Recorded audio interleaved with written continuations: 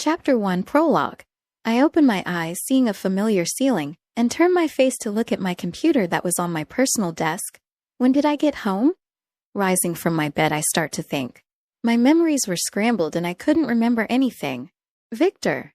Suddenly I hear a woman's voice. It was an angelic voice, a wonderfully beautiful voice, and she sounded very worried. Who? I put a hand to my head when I feel it start hurting badly. I lean on the bed and try to get up, but all of a sudden I feel my hand sinking into the material of the bed. I hear the noise of wood breaking and look in the direction of my hand.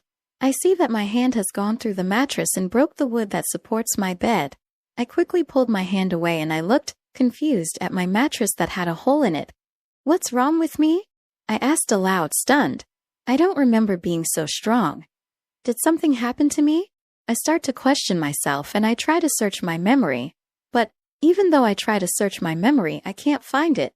It's like something is blocking my memories. I try to form a coherent train of thought as if I'm putting together a puzzle. Let's start at the beginning. I went to the grocery store to buy the food my mom ordered, but I try to continue to form a timeline with my memories, but I don't have time for that when I feel unbearable thirst in my throat. It was like I ran a marathon and needed a drink of water. My throat was parched. I quickly get up, ignoring the sounds of wood creaking from the floor, and grab my bathroom door handle, attempting to open the door, but something amazing happens. The door is literally ripped off the wall.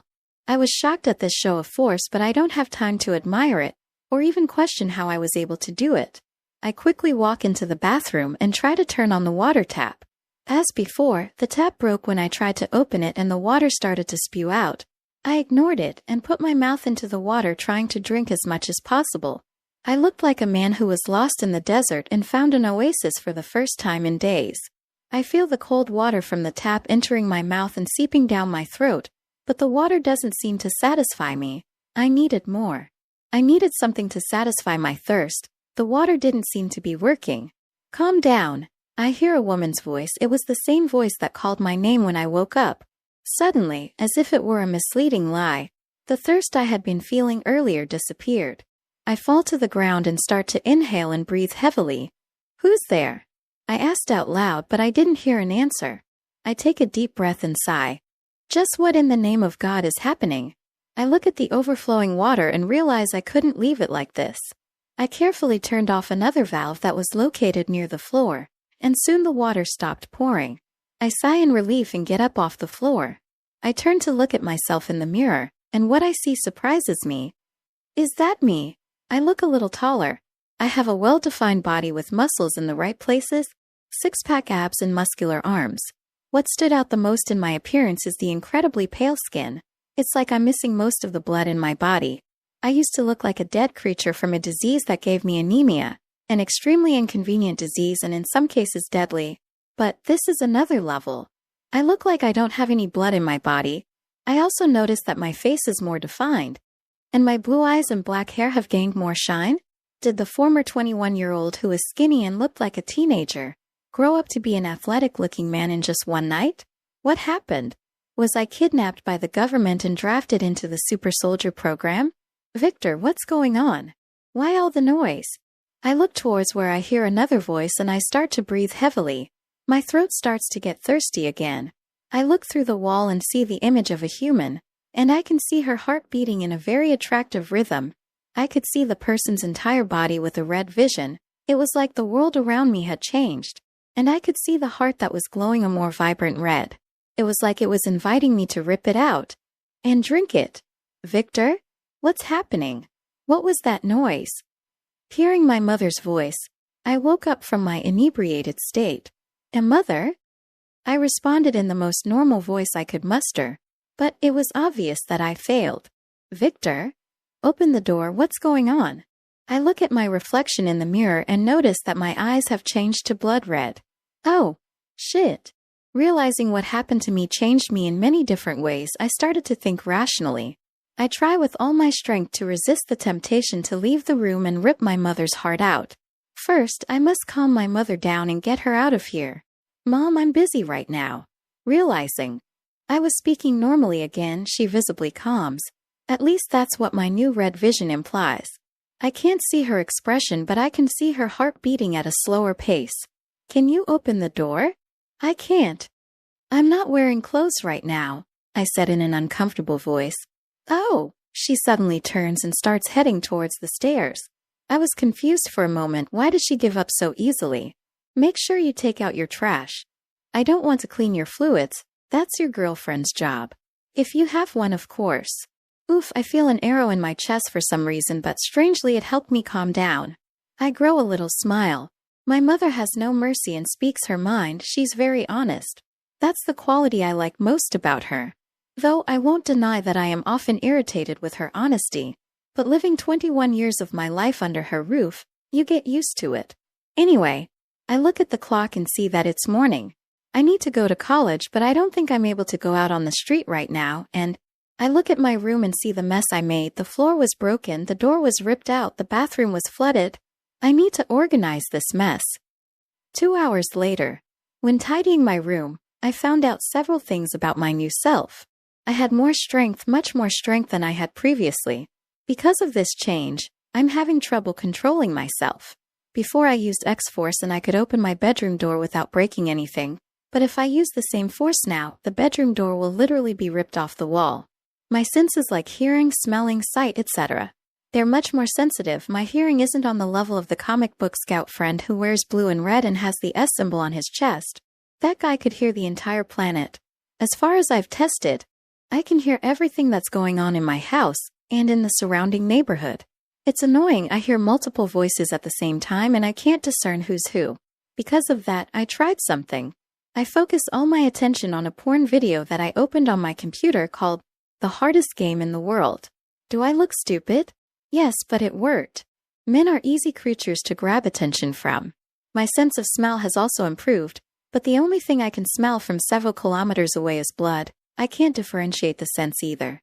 Another thing I learned is that I have another kind of vision. When I switch to this vision, the world turns red and I can see everything around as if there were no walls. And in this world, I can see human silhouettes. When I focus on these beings, I can see their hearts glowing bright red. I just tested this for a few seconds. I don't want to risk getting thirsty again. Yes, I know shit happened to me. I became a vampire or something like a vampire. The features are very obvious: pale skin, red eyes, better physical conditioning, and an insatiable thirst. Knowing this, I have a starting line in my reasoning. First, let's see what weaknesses I have. The most obvious weaknesses from vampire books are garlic, the cross of Jesus, or something related to God, sunlight, and I can't enter someone's house uninvited. Also, running water. Some weaknesses may seem stupid, but I need to test them all. First, the cross of Jesus. I look at a necklace that is hanging on my computer screen. On that necklace there is a cross. I slowly touch the necklace and I feel nothing. Next, running water. Well, I drank tap water. I guess that counts as a no? I don't know. I need to go to a pool or river that has running water and test. Let's leave this weakness for another time. Next on the list is garlic. I remember I bought garlic pizza 2 days ago.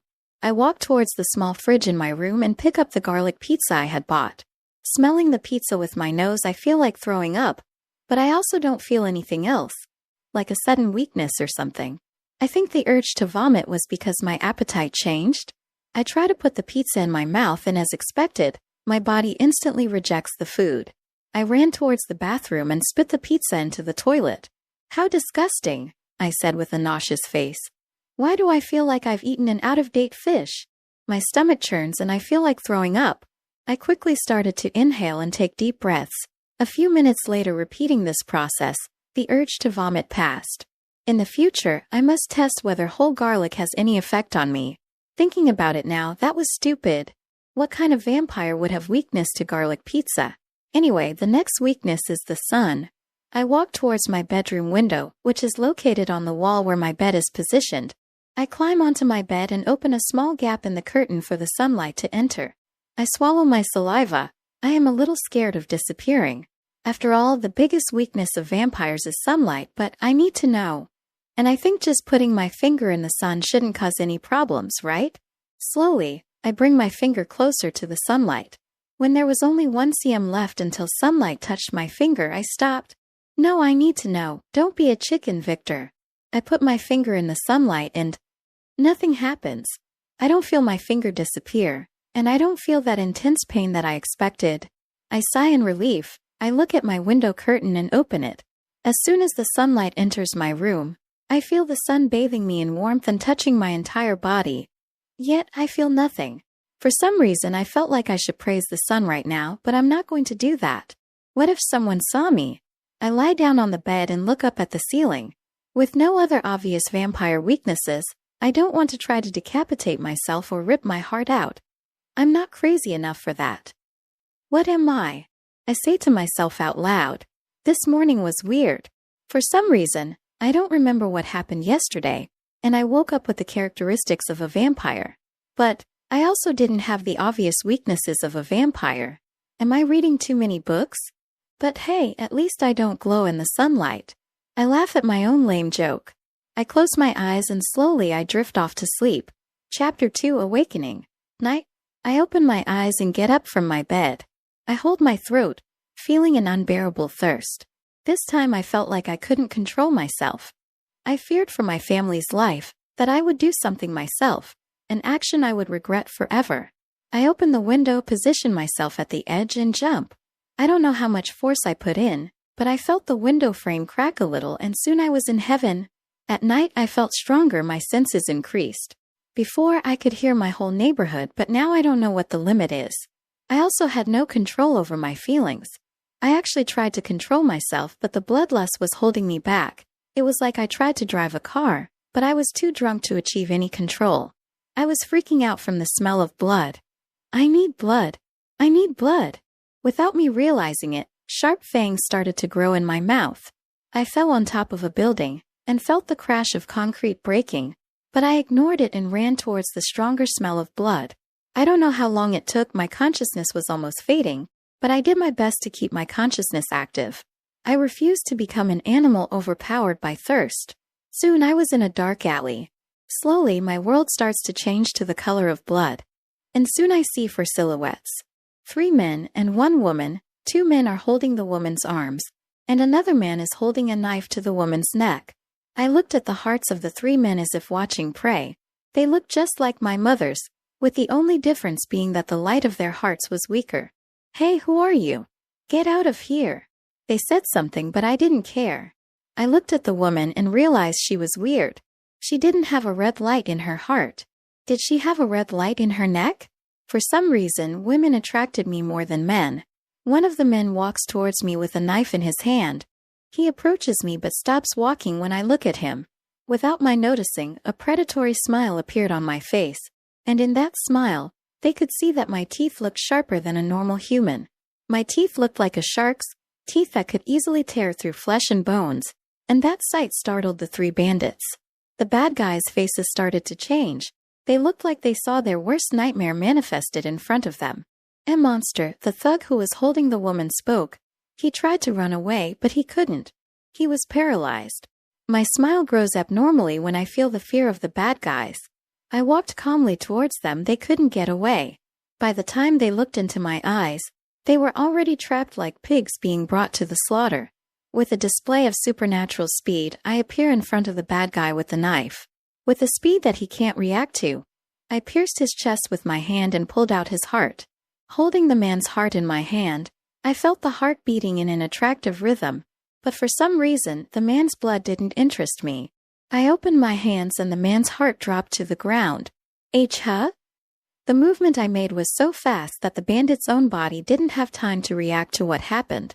All the bandit saw at the end of his life was the predatory smile and red eyes of the freak that attacked him. Hi!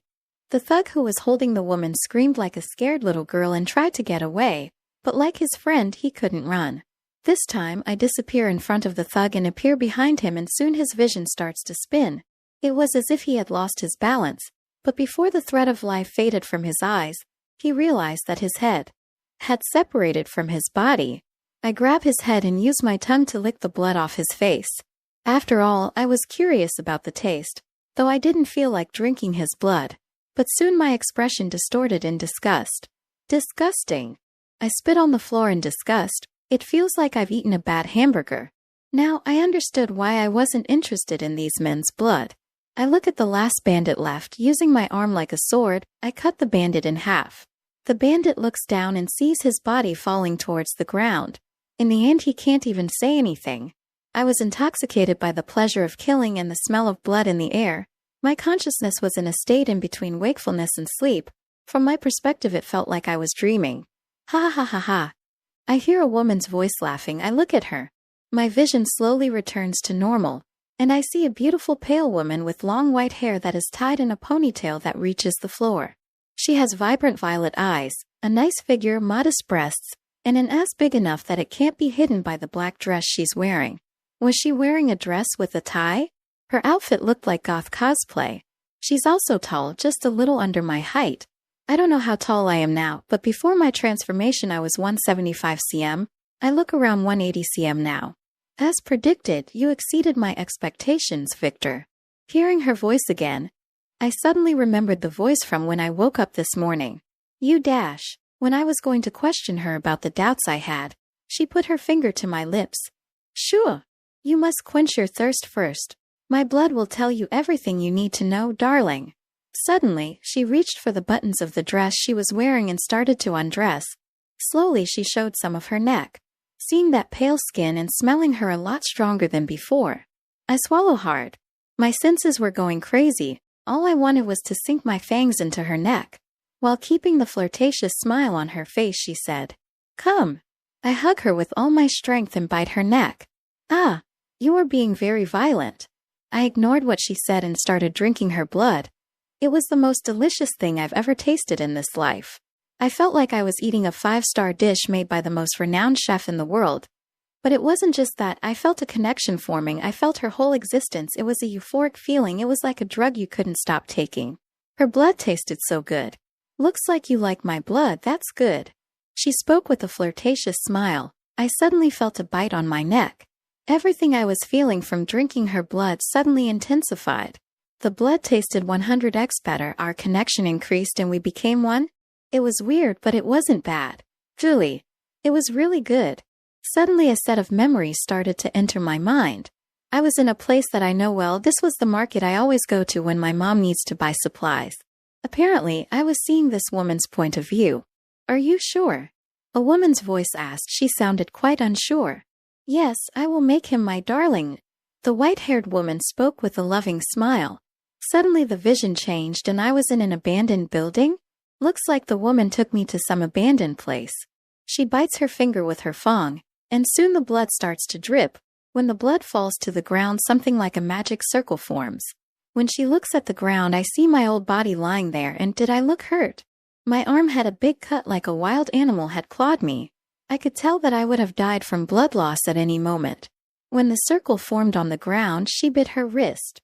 As soon as red blood started coming out of her arm, she brought her arm closer to my body and let her blood fall into my mouth. She sits on my body, lifts me off the ground, hugs me. Then she says, "Victor, you're going to be reborn. I'm sorry about this." Suddenly, she breaks my neck.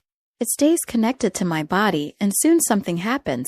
My body starts to regenerate at an unbelievable speed, and the magic circle starts to spin on the ground. When my body stops regenerating, the magic circle suddenly disappears. The woman displays a satisfied smile. Success. Suddenly, I open my eyes and I realize that they are blood red. I get up quickly and hug the woman. Then I bite the white-haired woman's neck. Ah! I finish biting the white-haired woman and the memories of the other person disappear. Or she just stops sharing. Before I can figure out what happened next, the world around me starts to crumble, and I wake up in the dark alley I was in earlier. What happened after I disappeared? "Victor, do you want to kill me? You are already satisfied, right?" She spoke with a playful smile. I stop biting the white-haired woman and look at her. I have a lot of questions on my mind now, but first, what's your name? The woman displays the most beautiful smile I have ever seen. Violet. Violet Snow. The violet ice flower? Fancy name, huh? I commented with a small forced smile. My family is quite peculiar. She laughed. I bet it is. I commented with the same smile, so I give my name too. Victor Walker. The Walking Victor? That is very simple. She commented with a small laugh. Well, my family are simple people, I commented with a shrug. Now that I've calmed down, I look at the corpses and feel my stomach churn at the sight. I feel like throwing up, but at the same time my body refuses to let anything out. After all, I was just nauseous. It was like I had taken a long 24-hour car ride and I needed some air. I had mixed feelings about the situation internally. I didn't care about the death of strangers, even though those deaths were caused by myself, but my rational mind knew that was wrong. But honestly, I was just confused by everything that was going on, and I didn't care about those dead men. Violet, seeing my confused face, proposes, "Let's change locations." I nod in agreement. She approaches me and says, "Try to follow me, I'll slow down." Violet suddenly, with a small impulse, jumps towards the building's roof. I try to do the same, but the ground around me ends up breaking. Looking at this, I realize how I have no control of my strength. Leaving it aside for now, I start following Violet. I know she was the woman who made me what I am now. I should be suspicious of her, but for some reason, I can't do it. It's just a feeling, but I feel like I've met this woman once in the past, I just don't remember when. Well, baby steps. One baby step at a time. I know absolutely nothing right now to make a decision. For now, let's follow this beautiful vampire. Info. The sociopath is a term used to describe someone who has an antisocial personality disorder. People with this disorder, also called sociopathy, lack empathy. They cannot understand the feelings of others. The functional sociopath designates a person who, despite suffering from sociopathy, has this situation under control, i.e., the effects of sociopathy do not greatly affect their interaction with other people. Chapter 3. Violet Snow. I accompanied Violet to a mansion similar to those you would only see in movies. The place was absurdly huge. How many rooms does this place have? Just from the size of the garden and the statue of a woman in the middle of the garden, I realized this place must have cost a lot of money. The moment I tried to enter Violet's house, I was prevented from entering. Soon I remember the weakness of vampires who can't enter other people's houses without being invited. Seems I have that weakness too. Violet looks at me for a moment just as a woman who was dressed as a French maid appears. The moment the woman enters my vision, I realize she's not a vampire. She has blonde hair tied back in a ponytail, blue eyes and a modest body. She looked to be between 21 and 30 years old. Her height was a little short. I think she was 170 cm. "Miss Violet, I see you have brought a guest." The maid spoke in a neutral tone that held no feeling. "Natalia, can you invite him in?" Violet spoke in a friendly tone. "Yes, Miss Violet," she said while looking at Violet. "You can enter." When the maid spoke these words, I felt as if a force that was preventing me from entering had disappeared. "Come on, Victor. You must have a lot of questions, right?" Violet spoke with a gentle little smile. I nod in agreement. I walk towards Violet and start to follow her. While I was walking towards Violet, I felt the maid look at me like she was sizing me up or something. Passing the maid, Violet and I walk towards a living room. She points to a plush-looking sofa and asks me to sit down. I nod my head in agreement. As I take a seat on the couch, I see Violet walking up beside me and sitting down next to me. Her scent. Her scent is very alluring. I shake my head several times in an attempt to control my impulses. "Hey, you are controlling yourself very well despite being a newborn," she commented with a small surprised smile. "I was thinking you would jump on me and ravage me on this couch for all the servants in this mansion to see. Too bad. This woman." I feel my eyes twitch a little when I hear what she says. Although I find that offer attractive, I'm not an exhibitionist and I want answers. "You're honest, huh?" She blinked a few times as she responded with a pretty smile. Try to live with a woman who only speaks her mind for 21 years of your life. You will inevitably pick up on some of her traits. I spoke with a shrug. For some reason I felt the temperature around Violet start to warm up.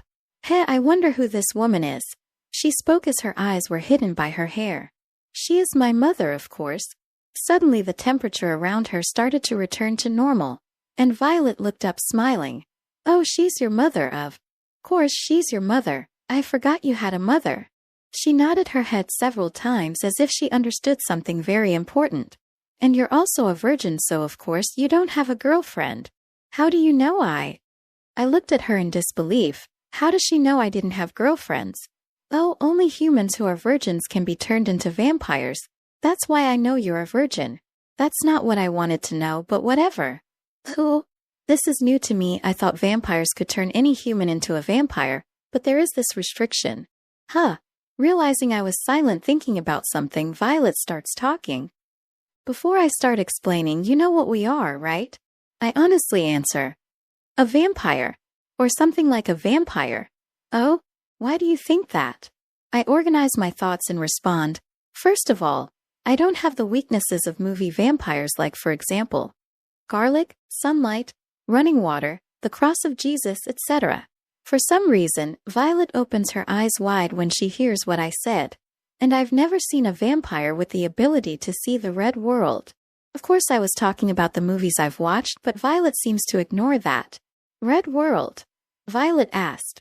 I elaborate. For some reason, when I'm excited by the smell of blood, the way I see the world changes and turns red. In this world, the walls seem to cease to exist, and I just see a plane with various silhouettes of the humans. And when I look at the hearts of humans, I can see their red hearts beating like they are inviting me to drink that person's blood. For lack of better names, I call that world the red world. I guess I should call it vampire vision in the future?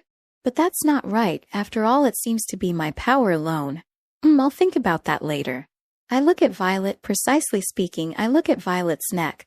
But you're the only one who is different. When I look at you with that vision, I can only see your neck glowing red. Violet looks at me like she's looking at a rare animal. As I thought, it seems like it was the right decision to turn you into a vampire. You are more special than I thought. And you also inherited my characteristics, she said excitedly as she hugged me. Woman, explain to me what's going on, I said as I pulled her face away from my neck. This woman is thirsty for blood. Cough. Violet pretended to cough and leaned away from me. She assumed a noble woman's posture and started talking. This posture would be more convincing if she wasn't in my lap, but I'm not complaining. Let's start at the beginning. There are two kinds of vampires in this world. The noble vampires I'm a part of, and the plebeian vampires that you'll one day meet. The two species are the same, but at the same time different. For example, noble vampires can have children, and without exception, the noble vampire's child will have the same characteristics as his noble father or mother, with the only difference being that the characteristics of the child will be much stronger. The Snow family has the fire trait. We can control fire, and we have full immunity to the sun. Normally this trait wouldn't be passed on to other vampires my family has raised, but you seem to be different, she said in a happy tone. I opened my eyes a little. That means I inherit it. Yes, you inherited my trait. All vampires without exception have a weakness to the sun. Only a few families have a certain resistance to sunlight, but only my family has full immunity to sunlight. I swallow hard for a moment when I think of the bullshit I've done. Just out of curiosity, what happens when a normal vampire is bathed in sunlight? Violet smiled gently. They turn to ashes. Jesus Christ. That was close, really. I almost turned to volcanic ash. But Snow, huh? The characteristic of her family is the opposite of the meaning of her name. Just like I said before, my family's characteristic is to control fire. She raises her hand and a fireball appears in her hand. My family is very feared in the vampire world. After all, with a small ball of fire, we can burn a vampire to ash. She spoke with a predatory smile full of shark-like teeth. What's the difference with plebeian vampires? I asked. They can't have children, and they get characteristics according to their personality. The plebeian vampires are usually the vampires that the noble vampires have created. So, I'm a plebeian vampire? I asked, confused. After all, I wasn't born a vampire. Yes and no. Violet spoke. You were born a plebeian vampire, but since you inherited my trait, that makes you a noble vampire. Remember that red world you talked about? She spoke in a sensual tone as she breathed close to my ear. Yes, I reply in a flat voice, trying to ignore her teasing. That's your plebeian vampire trait. You gained that trait when I turned you into a vampire. Do you remember your immunity to sunlight? She asked as she licked my ear. When Violet licked my ear, it felt like a surge of electricity went through my entire body. Feeling Violet's panties rubbing against my little brother, I can't help but get excited. Yes, I replied a little breathlessly. I didn't even realize I had held my breath. You inherited this trait from me. Normally that's not possible, but you're special. Your blood is special. She licked my neck. Just because you have full immunity to sunlight, that makes you a noble vampire of House Snow. Am I special? Is my blood special? What the hell is this woman talking about? Despite being aroused and my urges freaking out telling me to bite Violet, I could still think somewhat clearly. Let's save the boring explanation for later. Violet pulls away from me. I look at her face and see that it was a little red and she was breathing heavily. She was clearly turned on and felt bloodlust. She put her hand on my shirt and ribs. She opens her mouth and I can see her teeth transforming. They got sharper just like mine. Her teeth seemed capable of tearing flesh easily. She bites me with those teeth that look like those of a shark. I only feel the pain for a moment, but soon a wave of pleasure spreads through my body and I grab Violet's ass. I get up from the couch holding us and throw her back onto the couch. While doing all these moves, she hasn't stopped sucking my blood. I rip off her goth dress and soon an elegant black bra appears. I open my mouth and I feel my teeth change and my vision shift to blood red. As I look around the mansion with my eyes, I see all the people hiding behind the mansion wall. It made me lose the urge to bite Violet, and a wave of annoyance began to spread through my body. Doing the math, I see 4 female silhouettes and 2 male silhouettes. Only one silhouette had their heart glowing red. I assume this is the maid I saw when I entered the mansion. The rest must be vampires. For some inexplicable reason, I was annoyed. I was extremely annoyed. I know I'm not an exhibitionist, but these emotions don't make sense to me. It's like a little problem is going up 500x because of my emotions. I look at a silhouette that has a red glowing mark on its neck. I see that person's silhouette shiver for a moment. A bloody atmosphere began to leave my body, and I spoke with an irritated growl. Leave! I've seen the silhouette shake several times, but the male silhouette clenches his fists tightly and remains in place. Is it that annoying because he didn't leave? Annoying, irritating. Noticing the irregularity in my emotions, Violet stops biting me and looks up to where I was looking with glowing red eyes. Leave. As soon as she orders, the people behind the walls disappear. Ignore them, they're just protecting me. My family is overprotective, you know? She giggled a little with her lips full of blood. She pushed me down on the couch again and showed her neck. Eat. The feeling of annoyance begins to subside, and soon my impulses start to trigger again, and soon I bite Violet's neck. Chapter 4. An incredibly beautiful woman. I don't understand, I said out loud with my head in Violet's lap. After our blood-sucking session, I lay in Violet's lap while she stroked my hair. What do you not understand? She spoke in a maternal tone. My emotions, I said, then continued. I've always been a calm, rational person. My mom always taught me to use my head in any kind of situation, but I don't understand why I'm losing control of my emotions. It's a very strange feeling. Violet, who is still wearing a black bra, looks at me and flashes a small maternal smile. You're doing better than most newborns, don't worry, this is normal. This is normal? I questioned confusedly. In the vampire movies I watched with my dad, vampires always seem to be in control of their actions. I guess I shouldn't take knowledge of movies to reality, huh? Well, I can't help but list them considering I watched a lot of movies with my dad. He was a hardcore movie fan. Yes, vampires feel things more intensely than a normal human. It's because of this problem that we live in isolation with other vampires. Just imagine you're walking down the street calmly, and you accidentally bump into a vampire? If that vampire is a newborn, he will be extremely upset and will want to kill you. That is ridiculous. I can't help but comment. Indeed, but it's not just that. Love, hate, fun, etc. All of our emotions are amplified. There are a lot of vampires who are crazy because of that. Vampires seem to be a problematic race. Come to think of it, I accepted this situation too easily, huh? Well, it's no use crying over spilled milk. At least now, I won't suffer from constant anemia because of my blood type. Suddenly, I hear footsteps approaching. I look in the direction of the steps and see the blonde maid again. Miss Violet. The blonde maid looks at me and Violet for a few seconds. She looks at Violet again. Miss Violet, please dress appropriately, we have a visitor. Violet looks at the maid with an annoyed look. I realize she wasn't upset with the maid. She was upset with the guest. I get up from Violet's lap and my eyes turn red. As I look toward the mansion's entrance, I see the silhouettes of a man and a woman, and both their necks are glowing red. Vampires, huh? I commented in a neutral tone. Violet looks at me with her eyes shining. That skill of yours is quite useful. How far can you see? She looked like a child who found something very interesting. Her eyes sparkled with curiosity. I don't know, I've never tested the limits of my abilities yet. I spoke honestly. Violet nods, a little disappointed, and gets up from the couch. The maid approaches a wall and gently pushes a part of it. Soon a wardrobe of black clothes appears. But for some reason there are men's clothes too, and the men's clothes are also black. Choose any outfit and get dressed, Victor. I had prepared the clothes for you beforehand. I've wanted to say those words for a long time. She speaks with an excited smile. Choose any outfit? But it's all the same.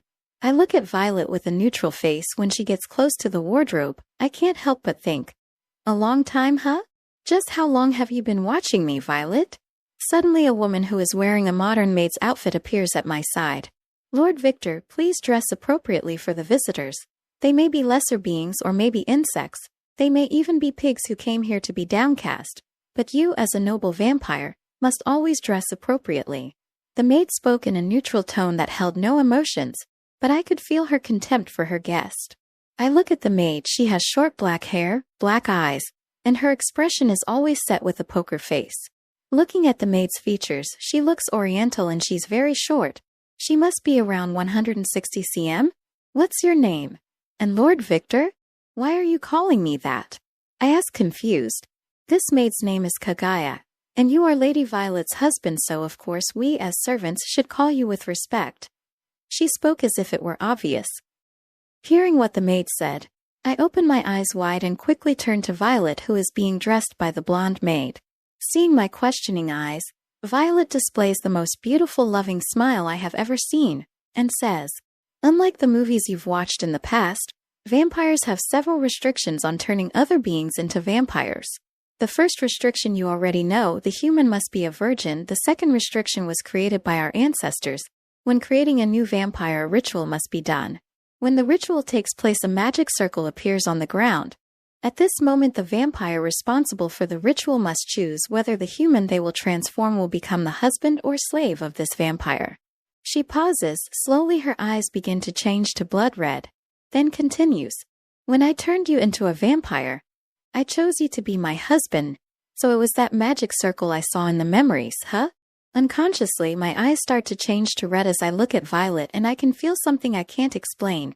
It is like I'm being filled with another life. It's a really weird feeling, but it's really good. It's the same feeling I get when I feed on Violet's blood, but at the same time different. I can also feel emotions that aren't mine. I feel happiness, love, and obsession coming from Violet. These emotions are so intense that I feel overwhelmed for a moment. Can you feel it? She spoke in a loving voice as she touched the area where her heart was.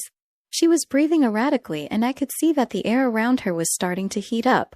Yes, I said honestly. I try to focus on that feeling, and I can feel Violet. I can feel all the emotions she is transmitting to me, but unconsciously, I turn my head and look in a different direction than Violet, and I can feel something incredibly faint. It was like I felt a connection somewhere else, an extremely weak connection, but I couldn't pinpoint the location of this connection I was feeling. This is proof of our connection. From the moment I turned you into a vampire, you became my husband for all eternity. You became my darling.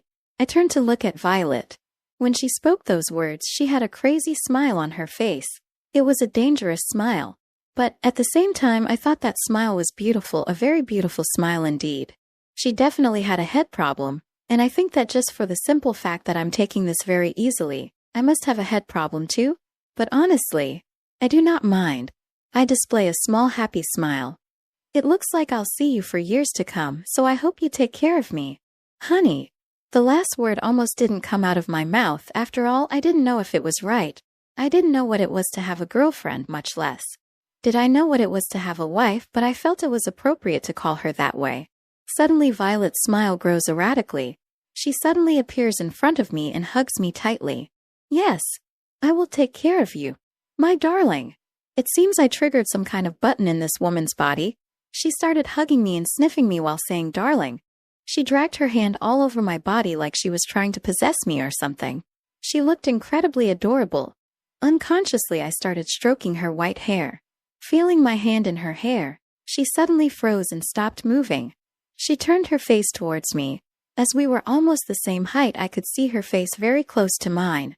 As I caressed her, I asked, "What happened? Why did you stop?" Aren't you annoyed or irritated by my attitude?" she asked in an untrusting voice. "Why would I be? I think you are incredibly adorable," I replied honestly. "Ugh," she put her hand to her chest. It was like she had been hit by something in her heart. "Yes, indeed. Lady Violet is definitely at a point of no return." Kaguya spoke as the blonde-haired maid approached Natalia. Natalia made a silent gesture to Kaguya. Kaguya just nods. I look at myself and realize I was wearing a black suit. I looked shocked at my appearance and at Kaguya's hands holding my old clothes. Wait, that's my underwear? How could I not feel her undressing me?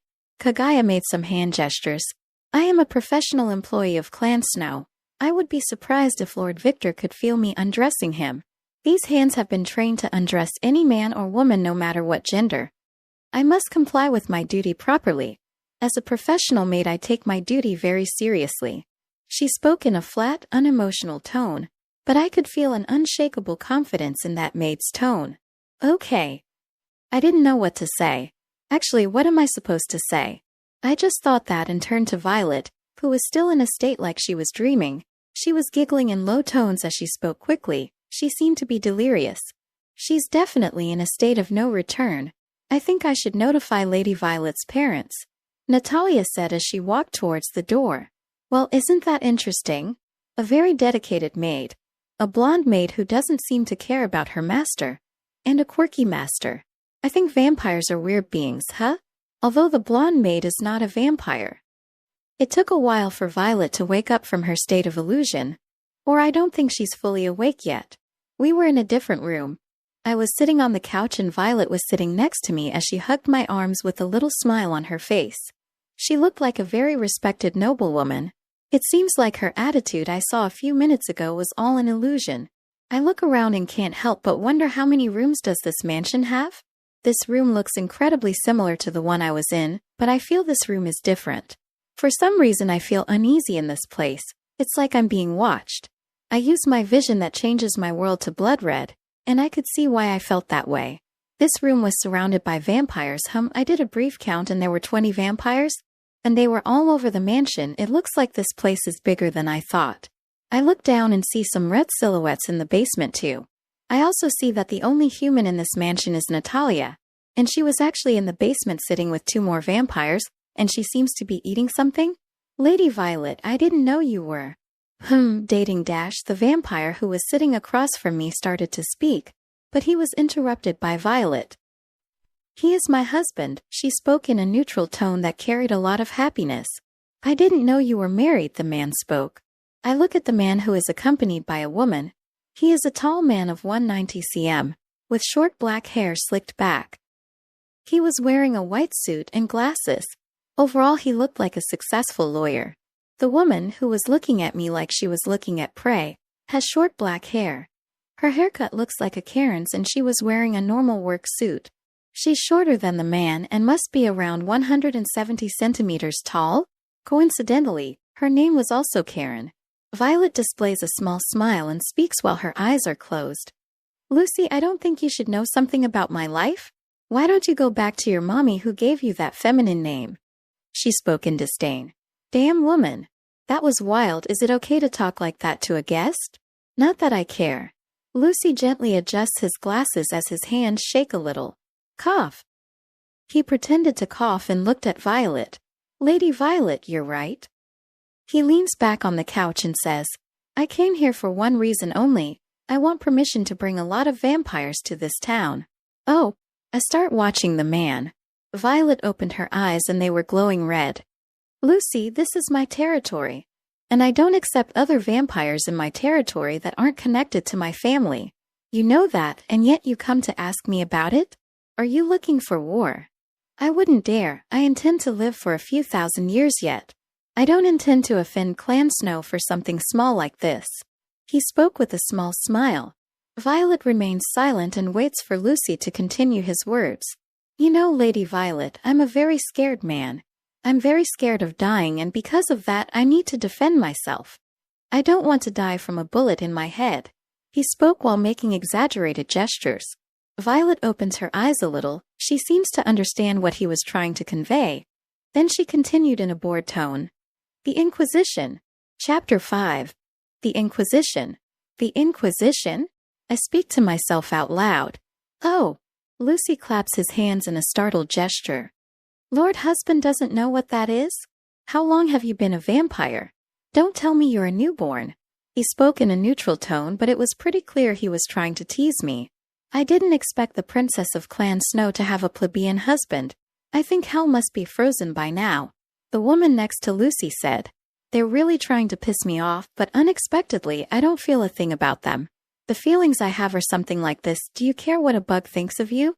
I don't care, and I think that's why I don't feel anything. Is this your attempt to provoke me? Childish. I speak honestly. Huh. Lucy exclaimed, a little surprised. I realized the woman was surprised too, but I ignored her. I think they thought I would be angry since, according to Violet, newborns are very likely to lose control of their emotions.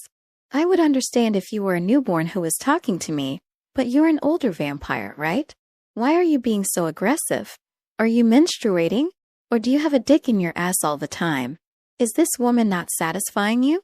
I think I should call little Timmy for you. Timmy? Lucy asked, confused. Oh, you don't know the legendary Timmy?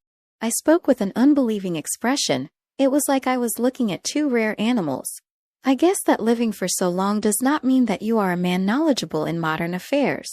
I spoke in disdain. Let me enlighten you, my little lamb. Timmy is a church boy. He's 2 meters tall, muscular, and he loves to purge vampires with his holy wand. I think he would love to bond with you, I said with a small smile. Puffed. Violet inadvertently let out a small laugh for a few seconds, but soon she returned to her noble expression as she kept a small smile on her face. Lucy's smile slowly began to break. Slowly, and as if it were a lie, Lucy's mask began to fall apart. Do you want to die, boy? He spoke with an angry and aggressive tone. In front of me is just an older vampire who is sadistic and likes to kill. Oh, as expected from an older vampire, you're definitely getting senile. I sneered as I ignored Lucy. Lucy, where do you think you are right now? Violet spoke with a small smile on her face that showed all her sharp teeth. The air was suddenly heavy. Lucy could feel killing intent all over the mansion, and small beads of sweat began to appear on his face. Realizing the stupid thing he did, Lucy's expression does a 360-degree turn, and soon he starts to smile gently. Cough. He pretended to cough, and spoke in an apologetic tone. I'm sorry about that slip, Lady Violet. The killing intent disappears as if it never existed, but the atmosphere of surveillance still lingers in the air. Something tells me that if Lucy tries to do something, he won't stay alive for long. Well, I must surely praise how quick he is at controlling his emotions, as expected of an older vampire, I guess. Violet, what is the Inquisition? I ignored Lucy and spoke directly to Violet. The Inquisition is an organization made by the Vatican Church. They train humans to hunt down the vampires that are causing trouble in the human world.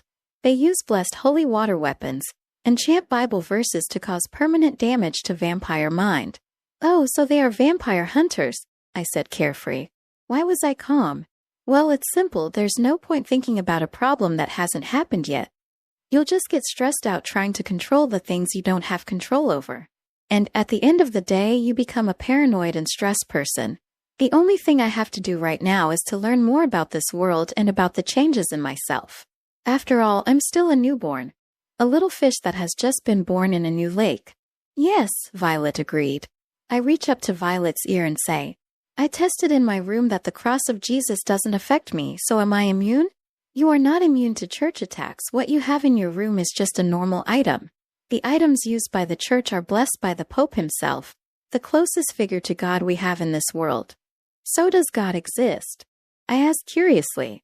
I don't know, but I think so. After all, those weapons affect us. Violet replies, a little confused. Church, huh? I can't help but think out of curiosity. The church has been active for millennia, so this organization that works for the church must have a lot of influence in the world. Lady Violet, will you accept my request? Lucy asked. Violet looks at Lucy and replies, No, this is my territory and I don't accept other vampires. Even if the Inquisition is here, I and my family can handle it. I think this decision is wrong. I don't have much knowledge of the overall situation, but one thing I can say is, I shouldn't trust Lucy. I get a tingling feeling every time I look at him. Oh, I already know. Honey, why don't you give our friend permission? Darling. Violet looks at me with questioning eyes. I just smile at her. She looks at me confused, but she nods, like she's telling me to do whatever I want. Isn't she cute? Lucy, how many vampires do you intend to bring into my wife's territory? I look at Lucy. He evaluates me for a few seconds and responds, 50 vampires. Oh, that's too much. Are they all your offspring? Yes, they are my slaves. I see you want to protect yourself from the Inquisition, right? We accept your request. You can bring the vampires, but... I look at Kaguya, who is behind the sofa, and say a few words, then Kaguya nods and disappears. A few seconds later, Kaguya comes back with the city map in hand. I place the map on the table in front of me, and with the pencil Kaguya also brought, I make a big circle on the map. Keep your minions out of this circle, I said while showing a circle on the region map. This circle surrounds Violet's mansion and my house, which for some reason was quite close to this mansion. Lucy looks at the circle on the map and nods his head. He looks at Violet for a few seconds as if asking permission. Violet nods her head in agreement. Soon he got up from the couch and extended his hand. Thank you very much, Lord Victor. I am indebted to your generosity. I flash a smile and get up from the couch. Don't worry, friends were meant to be helped, right? I look at his hand and shake it in a friendly gesture. I suddenly feel like he put more strength in his handshake. It feels like he's trying to break my hand, but he doesn't have enough strength. Isn't he an older vampire? He must be strong, right? Well, he asked for it. My smile grows unevenly, my sharp teeth start to show, and soon I just put a little more strength in my grip. Crack! His hand is shattered, but everyone ignores it except Violet, who was looking at Lucy as if she were looking at a dead man walking. Lucy looks at his hand for a moment, then he looks at Violet. Until another day, Lady Violet. Violet didn't say anything. She just nodded her head softly. Soon Kaguya escorts the two guests out of the mansion. I sit down on the couch again, and Violet climbs into my lap. What are you planning? She asked as she wrapped her arms around my neck. Bait. Lucy is my worm that will attract the big fish. Violet opens her eyes a little and then she flashes a smile. Aren't you getting used to this vampire thing a little too quickly? Meh, vampires are no different from humans. After all, they were once human. I reply, then I continue. When I went to my mother's work in the past, I learned a few things from the politicians my mother defended in court. Lies and truth are a fine line. Politicians have to live telling lies to get the jobs they have today. Lucy, he's a lot like these politicians. He's a scared fox. He wants to take advantage of every situation. You should know him better than me. Violet nods. Lucy is a vampire who specializes in bringing food to noble vampires. He has good ties to noble families. By food, you mean? Humans. Violet spoke mercilessly. So that's why the Inquisition is here. They are after Lucy. It seems that using Lucy as bait was a good idea. I need to know the capabilities of this human organization, and though I can ask Violet to tell me, that would be useless. There is a big difference between seeing one person's capabilities in person and someone else telling you about it. I just nodded my head in agreement with Violet's words, but I felt a weird incongruity in my chest. Common sense is that I should care about this. After all, they're human beings, right? But why don't I feel anything? It's the same feeling as when I see a newspaper or television. You know people are hurting, but you don't care. I think seeing and experiencing tragedy is very different from just knowing it through someone else's mouth. Huh? Normally, noble vampires don't need human blood. Huh. I don't understand now. Isn't that against everything being a vampire is? Violet looks at me. You can suck blood from humans if you want, but that won't quench your thirst. The noble species are a very strong type of vampire, and because of that, we need more blood than normal vampires. To avoid of us having to cause a mass genocide, we ask the witches to do a ritual where when we get married, so we will quench our thirst with our partner. Oh, that's why when I went crazy, I'd rather drink Violet's blood than those men. But there are vampires who get bored drinking their wife's blood all the time. Because of that, vampires like Lucy exist. They kidnap humans and take them to the noble vampires who want to taste new flavors. Got it. Vampires are treating humans like cattle, huh? Which is... For some reason, I smell trouble a mile away when it comes to witches.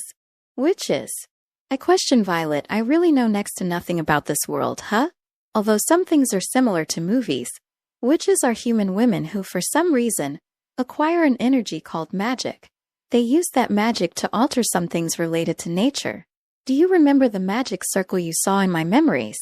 I nod in agreement. They were also created by the witches at the request of the ancient vampires. They'll do anything for money, they're mercenaries. If you pay the right price, they'll do anything for you. Mercenary witches. Interesting. I flashed a small smile as I started to stroke Violet's hair. I feel Violet squirm in my arms, but I keep stroking her hair. Violet's hair is my favorite type of hair for women. Long hair so I can stroke it as many times as I want. I feel like I will never get bored doing this. Soon, Kagaya returns accompanied by Natalia, the blonde-haired maid.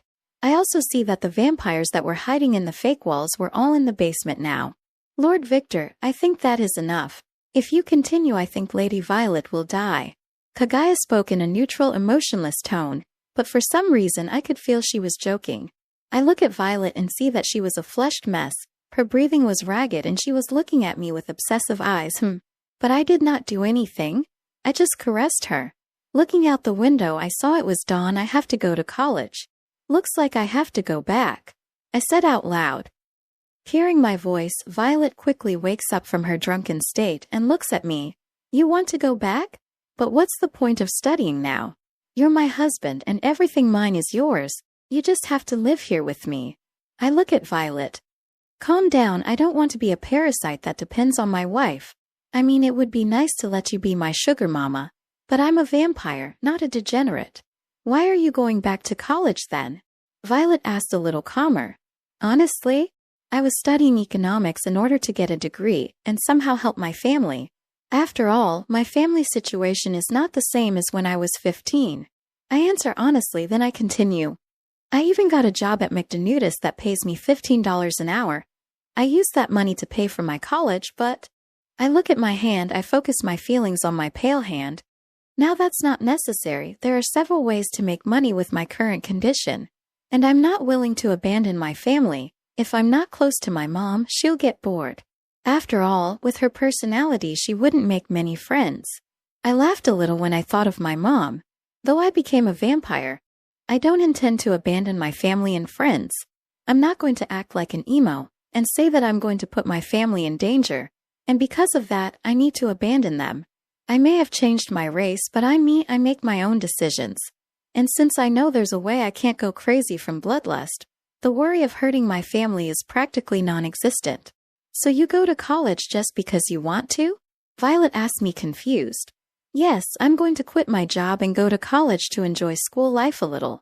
Because of my illness, I've always lived in fear of trying too hard. Because of my illness, I couldn't enjoy much of my life, but that's not an obstacle anymore. I said honestly, I always wanted to play sports, I always wanted to swim, to play basketball, but because of my illness I couldn't do that kind of activity. I look at Violet. Don't you want to come with me? Huh.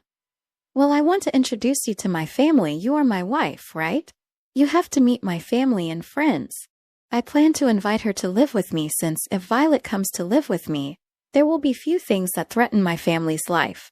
After all, these vampires seem to obey Violet's every word. If she is living with me, that will ensure that my family is protected.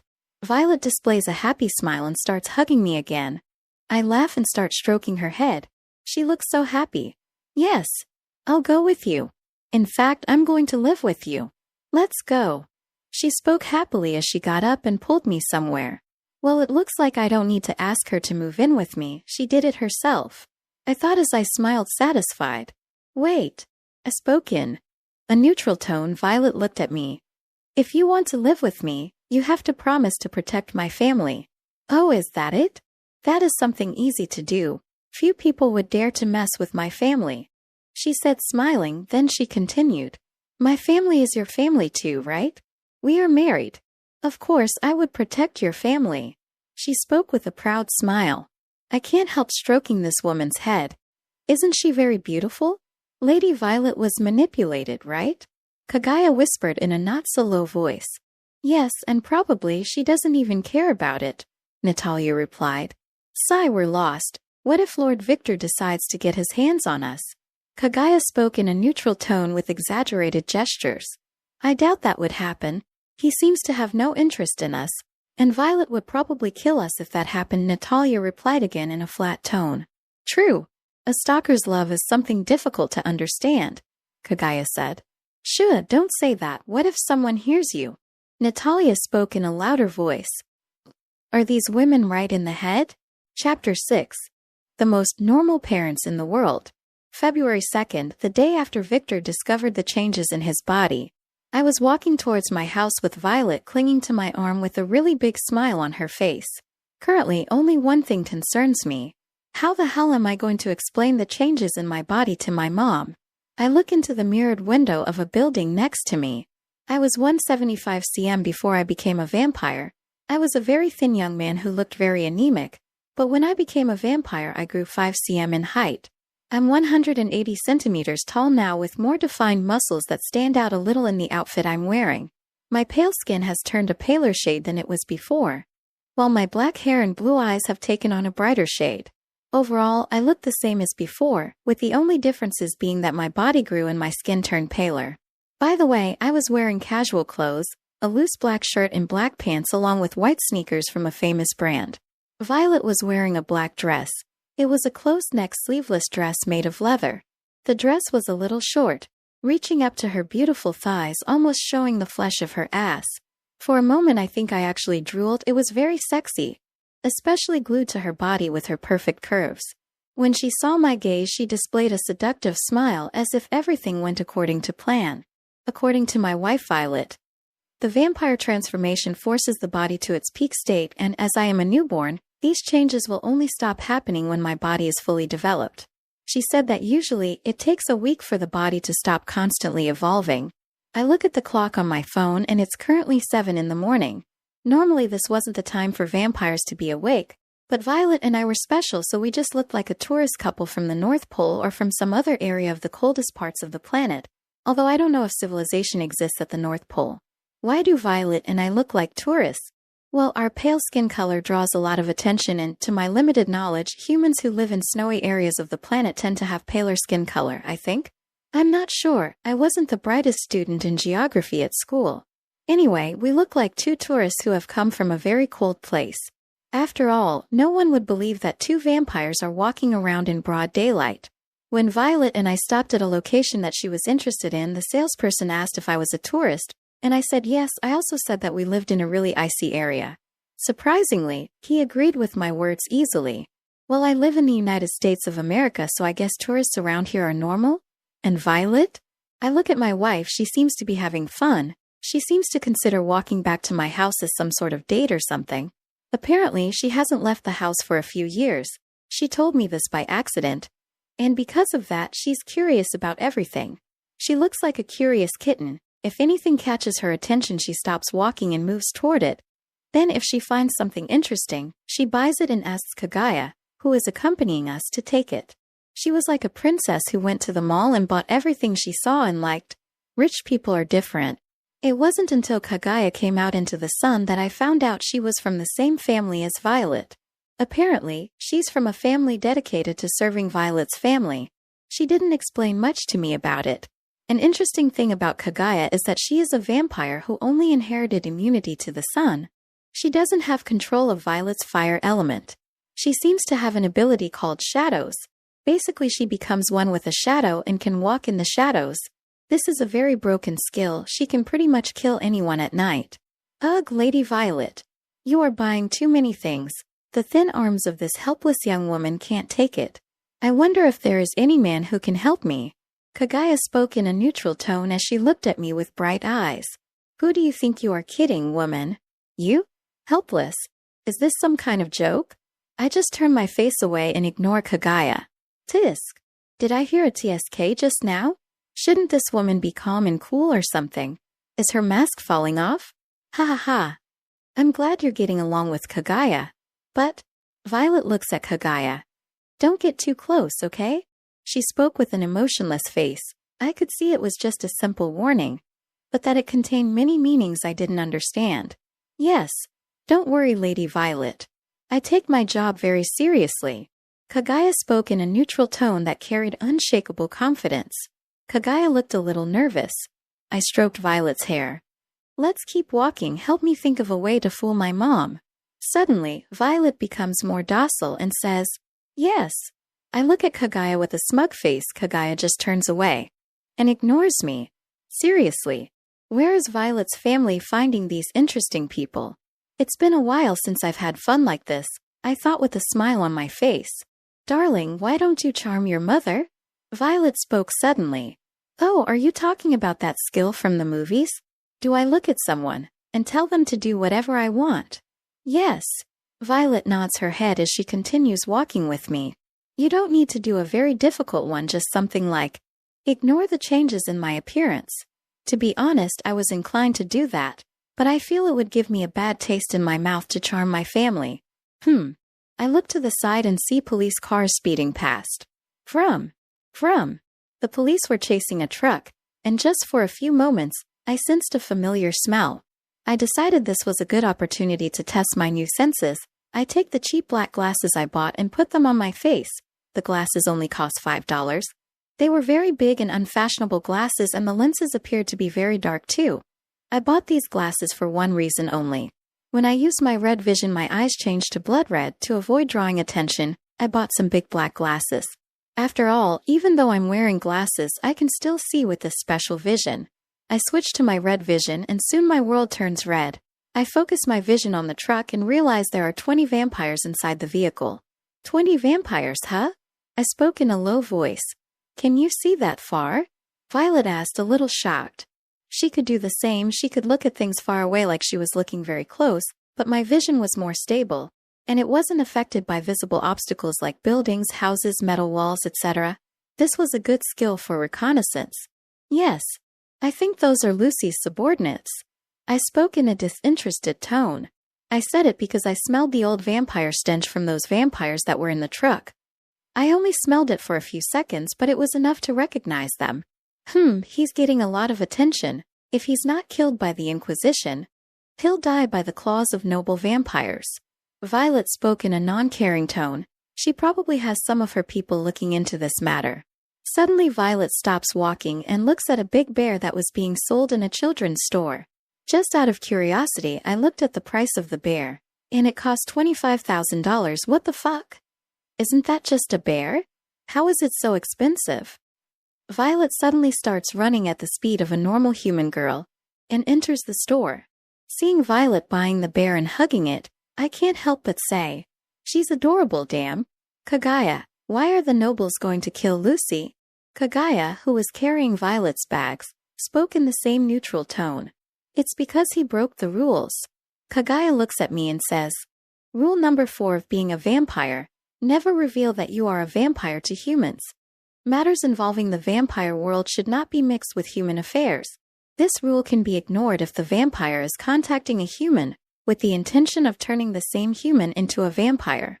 If he breaks this rule, he'll be hunted by the nobles and killed. After all, we don't like to draw too much attention, said the woman who was dressed as a maid while carrying several purchases. If that's not attracting attention, what is? But I understood what she was saying. This rule was basically a warning to younger vampires. Don't make too much of a fuss about vampires or we'll go after you. They were basically saying that. Soon Violet comes back carrying a big bear and with a happy face. I can't help but pat her head when I see her like this. Feeling my caresses, she shows a happy smile. Then I say, Come on, we're almost there. The two women nod in agreement. Arriving at my house, I open the door. Mom, I'm home. I spoke out loud. Victor? Son, why didn't you answer the phone? I was getting. She trails off as she looks at me standing in the doorway along with two women. Victor? She approaches me suspiciously. I look at my mom. She's going to be 40 this year.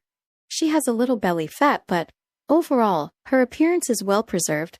Long black hair, blue eyes, and a curvy body. She keeps saying that lawyers who look good have a better chance of getting rich clients.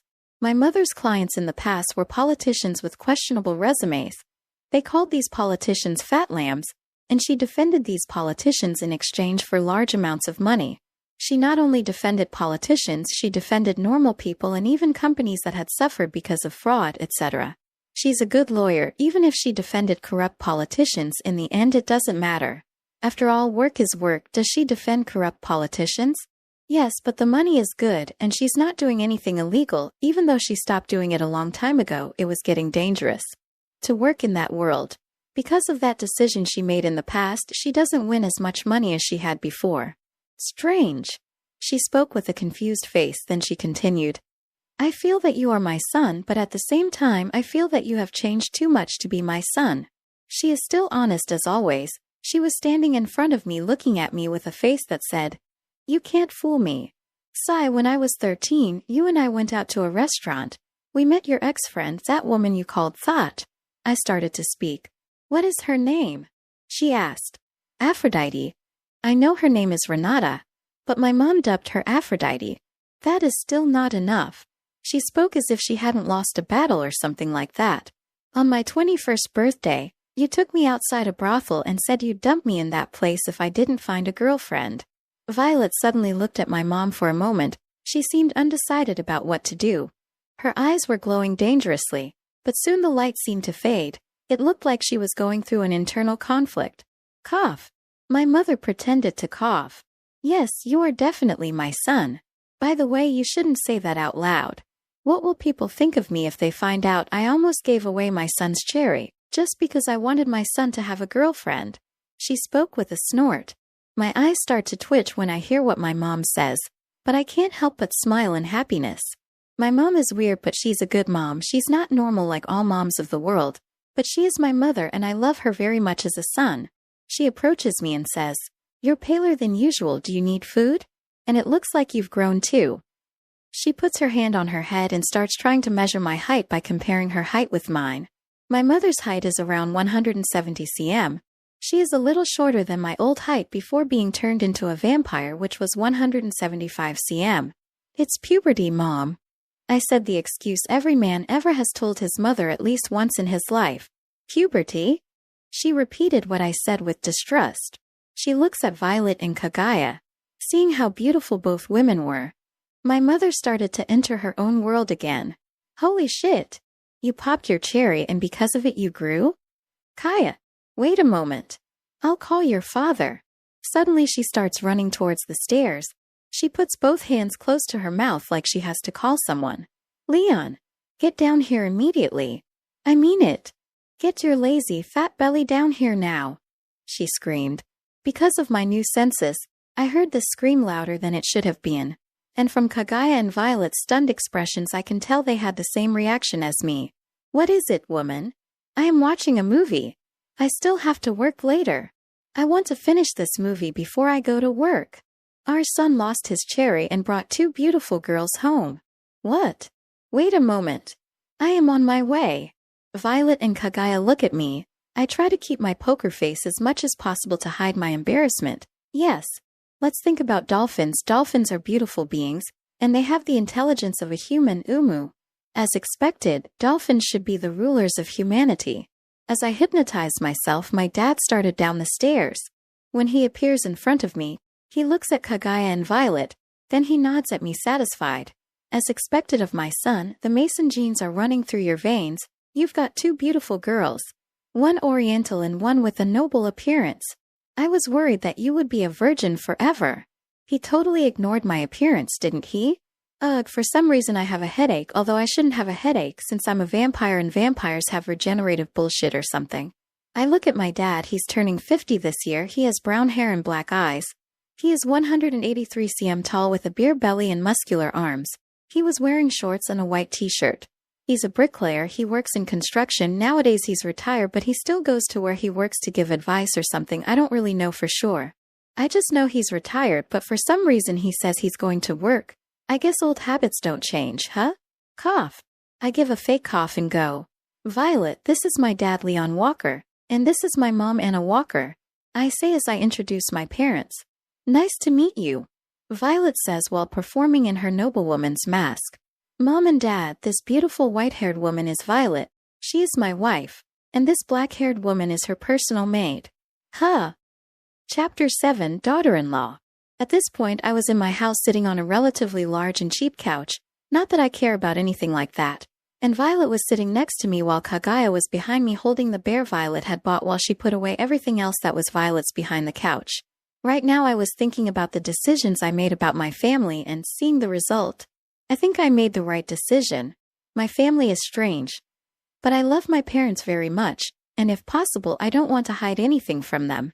I know the vampire world isn't something ordinary humans can handle, and because of that, I made a deal with Violet to just keep the vampire world a secret, but that's only temporary. After all, I know this kind of secret will bite my ass in the future. I learned a lot from reading hero comics. They always had this bullshit attitude of hiding things, and in the end someone important to the hero died, but I need to learn more about the world of vampires. When I'm ready, I will talk to my parents about this world then. After all, I want to give them this gift too. Immortality is something everyone wants, and my parents are no exception, I guess. And I don't want to be alone forever. I know I would have my wife, but I can't imagine living without my bundle of joy that I call Mom. I would miss my father too, and his company when I watch movies. Well, no use thinking about it now. This is something for the future. So, you're saying you've been in contact with Violet for several years and just recently you guys met and started dating? My mother, Anna, asked in disbelief. Wrong, we became husband and wife. Violet spoke with a noble smile. You skipped the boyfriend stage and went straight to the wedding. Are you sure about that, son? My dad asked, and I knew what he was thinking when he asked that question. He was probably thinking something like, "You're so young. You've got a lot of fish in your net to catch. Are you sure you want to commit now? Marriage is not a good thing, you know." I'm pretty sure he was thinking about it since we've had this kind of conversation in the past. Although I'm absolutely sure he said it just for the sake of it. After all, his happy smile has never left his face. Yes, we have been dating online for about 3 years now, and when we first met it was like love at first sight. I'm sure I want to be with her forever. I say with a small smile as I confirm the story Violet and I created. Violet's noble mask starts to break into pieces and she starts to smile happily. As soon as she hugs me tighter, my mother looks at Violet and shakes her head several times as if she has understood something. I've taught you many times not to be a simp, and you've been chasing this cute girl for 3 years? My son, if you liked her, you should talk on the first day. You shouldn't wait for 3 years. My smile starts to crack and my eyes start to twitch. Woman, I said forget about those topics. Simp? You are being infected over the internet. Forget that word for the love of all gods. I practically yelled, my mom is always up to date with useless stuff, seriously. Should I cancel this house's internet? It's better that I not. If I do that, maybe my mother will die. My mom just looks at me and sticks out her tongue. She looks like a kid. It's because of that jovial attitude that she doesn't have older friends. Wait, I think Travis' mom is her friend? Travis is my childhood friend who lives 2 houses away from where I live. My dad was dead serious. He looked like a politician who was about to make an important decision. Of course, that politician's important decision was probably about stealing income from a children's school, or stealing from another politician. So, did you or didn't you? Father. Did you or didn't you?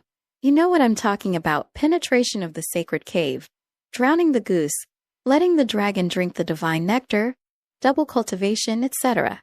There are several names. No need to be ashamed. At the end of the day, this is a normal act. No matter what society says, the act of drowning the goose is not a sin. He looked like a wise man right now, looks like he's reached nirvana or something. My mom suddenly gets up and hits him on the head. Stop embarrassing our son. What if he loses his wife over this? Do you know how difficult it will be for him to get another woman? Do not screw it up. Mother. You don't have any confidence in me, huh? My dad makes an apologetic face. My mom looks at me. And? Did you or didn't you? Woman, did you forget what you said a few seconds ago? That thing about not embarrassing me? Can we just forget about it at once? Don't you have any other questions to ask? I spoke with a desperate face. The two look at each other and shrug. We don't.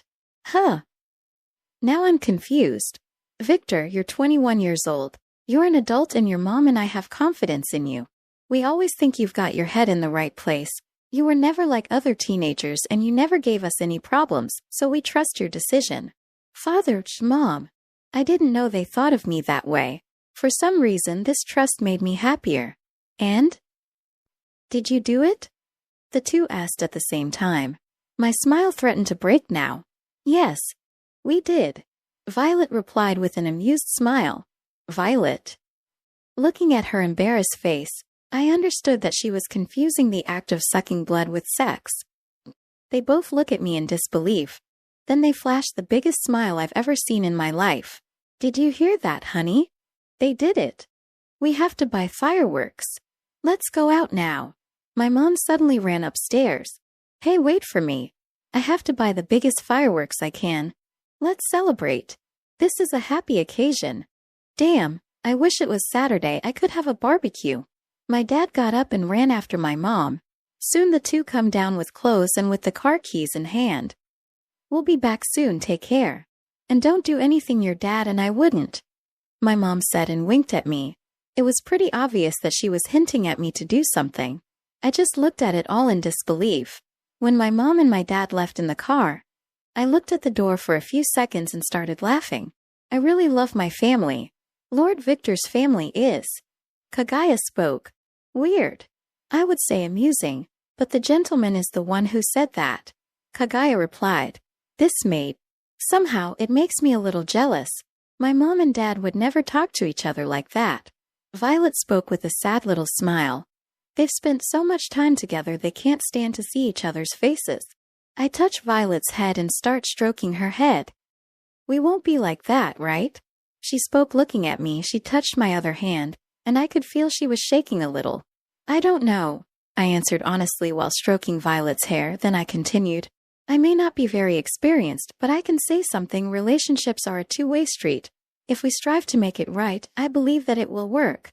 I don't think I'll ever regret turning you into a vampire, Victor. But there's one thing I'll always regret. What is it? I asked, curious. She squeezes my other hand tighter. I should have stopped those two bitches from being close to the ritual. She spoke in a poisonous tone that carried a lot of hate.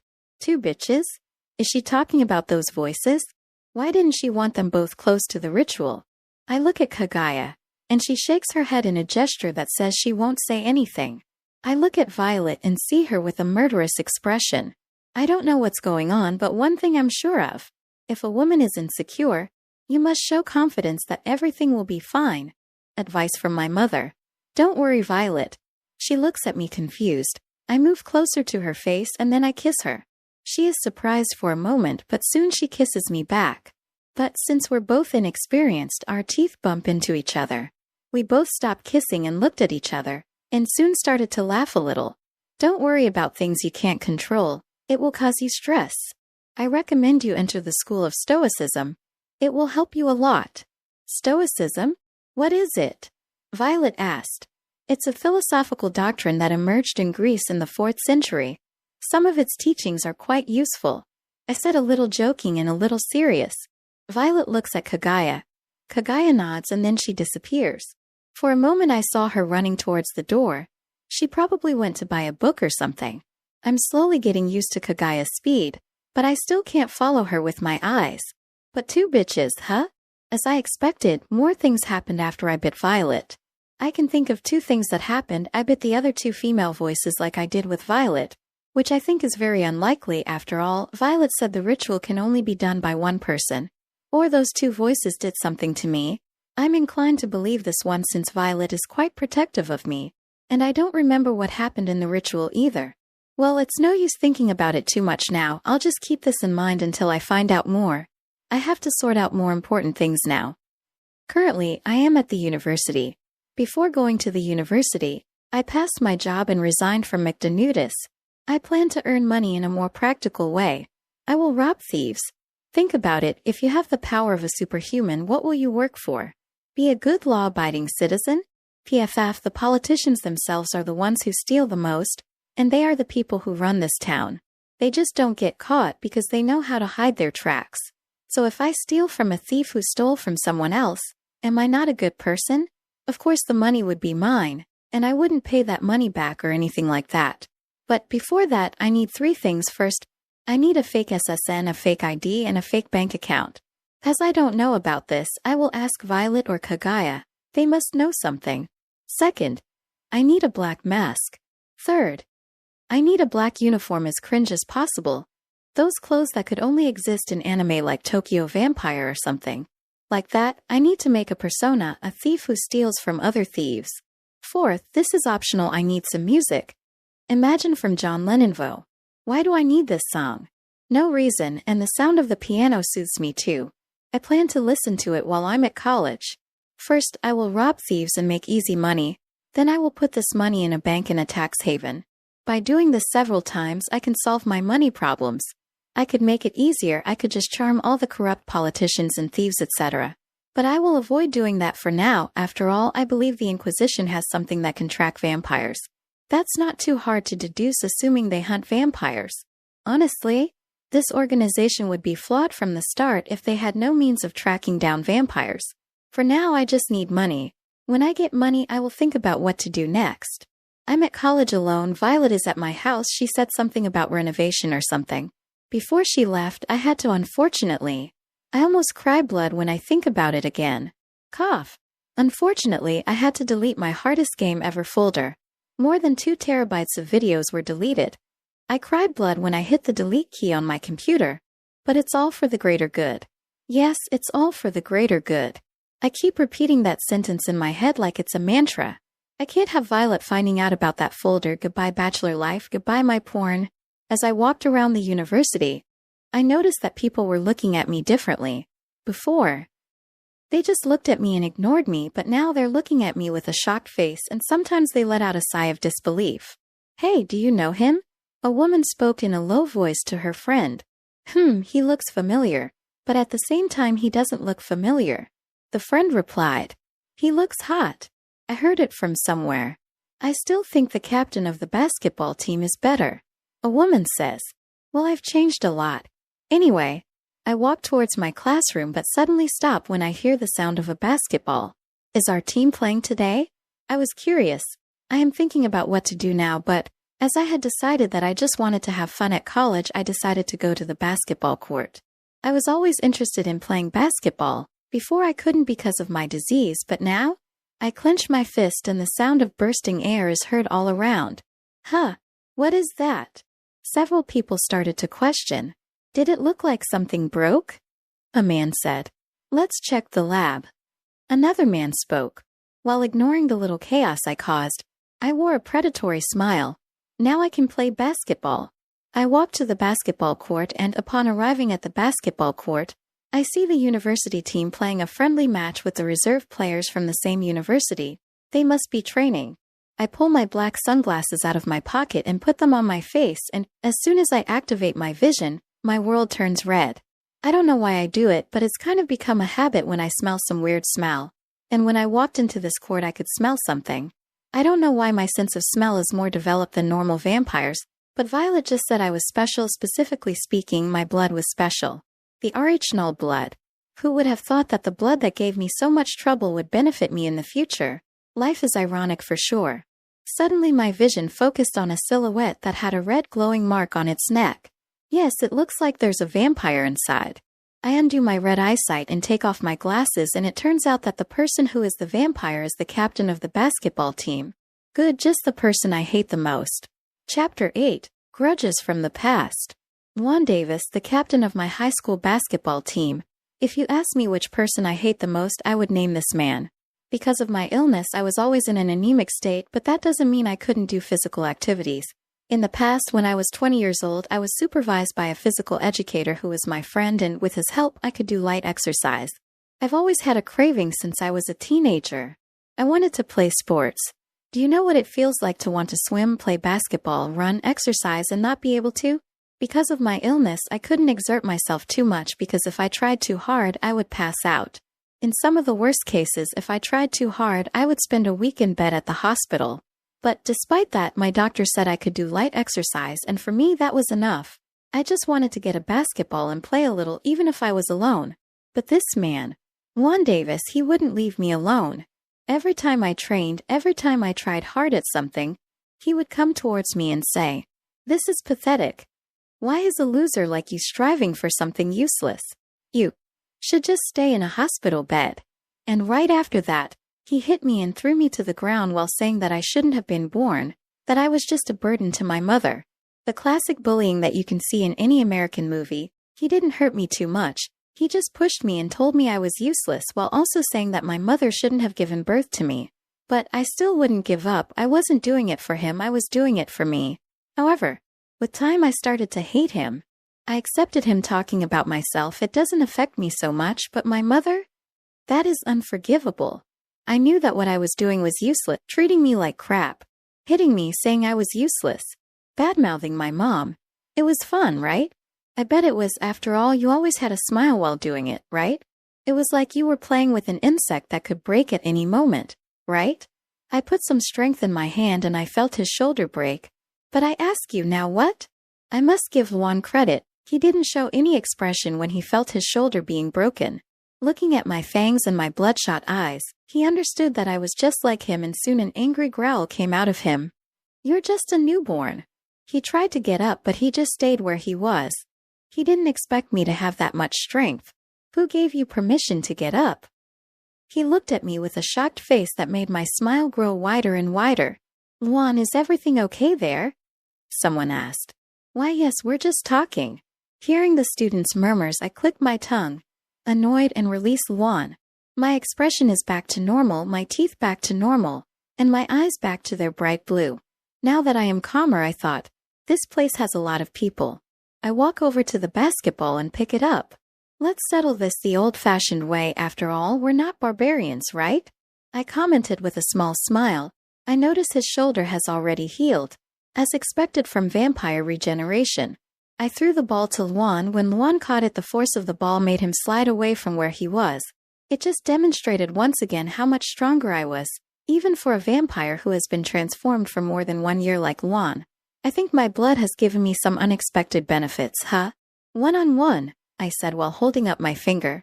Whoever scores 7 points wins. Each ball in the basket is worth 1 point. In case of a tie, we continue to play until a player has 2 points more than the opponent. Simple, right? I spoke with a small innocent smile. Huh, why are you coming in here and treating it like the court is yours? A player spoke. I just looked at the player with a disinterested look. He was 160 cm and looked like a very active teenager. The player started to boil with anger when he saw my gaze. When he was going to start screaming again, Luan said, Okay, let's play. Luan gets up and that arrogance that I had eliminated in the previous conflict comes back stronger. Hey, yes, that's how it's supposed to be. He has to act.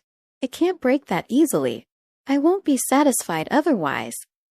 It was decided that the judge would be a player who was too small to play on the basketball team. The two opponents used the entire court. On one side was Victor, a former aspiring basketball player, and on the other side was Luan, the captain of the basketball team. What is happening? Asked a red-haired woman. Hearing the woman's question, a man quickly turned around and replied, Apparently, the captain of the basketball team is going one-on-one with an aspiring basketball player. They seem to have a history together, said another woman who was nearby. What do you mean? What happened? Asked the red-headed woman. When that man arrived, the woman pointed at Victor. He immediately got into conflict with the captain of the basketball team. It looks like the captain of the basketball team was bullying, or something, that man with the blue eyes. Oh, the red-haired woman looks at the captain of the basketball team with a dangerous look. Isn't he that idiot's servant? The red-haired woman thought. But what are you doing here, Ruby? Shouldn't you be in med school on the other side of the building? Answers the woman while looking at Ruby. Ruby is a red-headed woman. She has long red hair that reaches her waist, green eyes, and pale skin like she's running out of blood. She's wearing a red sweatshirt with black jeans and athletic sneakers.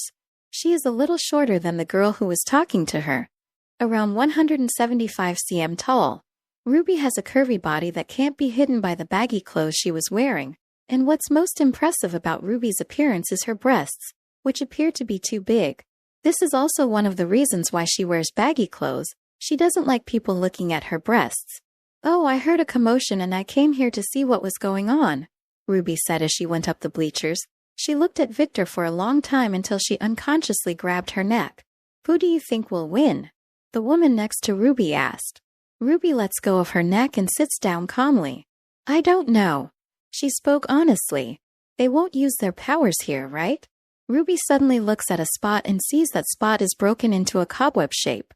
She felt her eyes twitch when she saw that little wreckage, which was obviously done by the two newborns on the basketball court.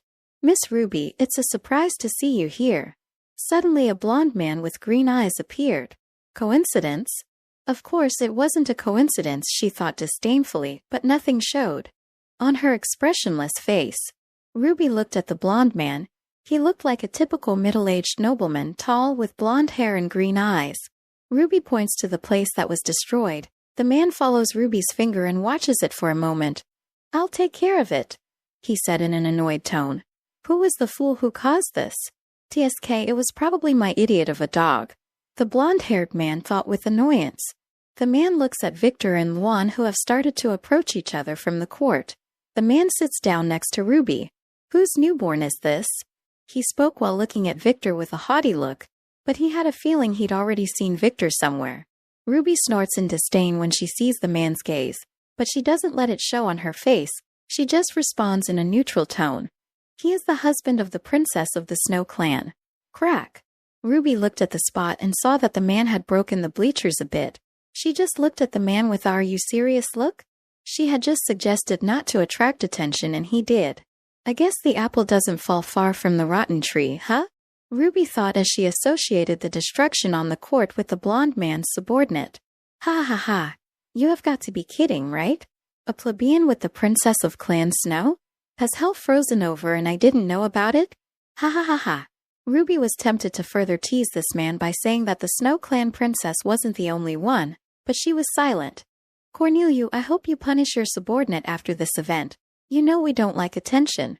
"Yes, of course. He will definitely be punished." The now-known man Cornelia spoke up. Ruby looked at Cornelia and saw that the expression was distorted with hatred. Head to just learning that Violet has a husband cause him to go crazy like that? Men and their inflated egos, ridiculous. Ruby thought in disdain. As soon as the whistle blows, Ruby loses interest in Cornelia and looks at the court with neutral eyes. Chapter 9. The only one who forgives is God, I don't. The match was about to start. On one side was a pale man with bright blue eyes and dark black hair. He was wearing a red and white uniform with the number 69. It was a standard basketball player's uniform. While this man warmed up, women couldn't help but stare at the defined muscles of that man with a little lust in their eyes. Catching the girl's eyes, Victor looked around and thought, "When did this become a show?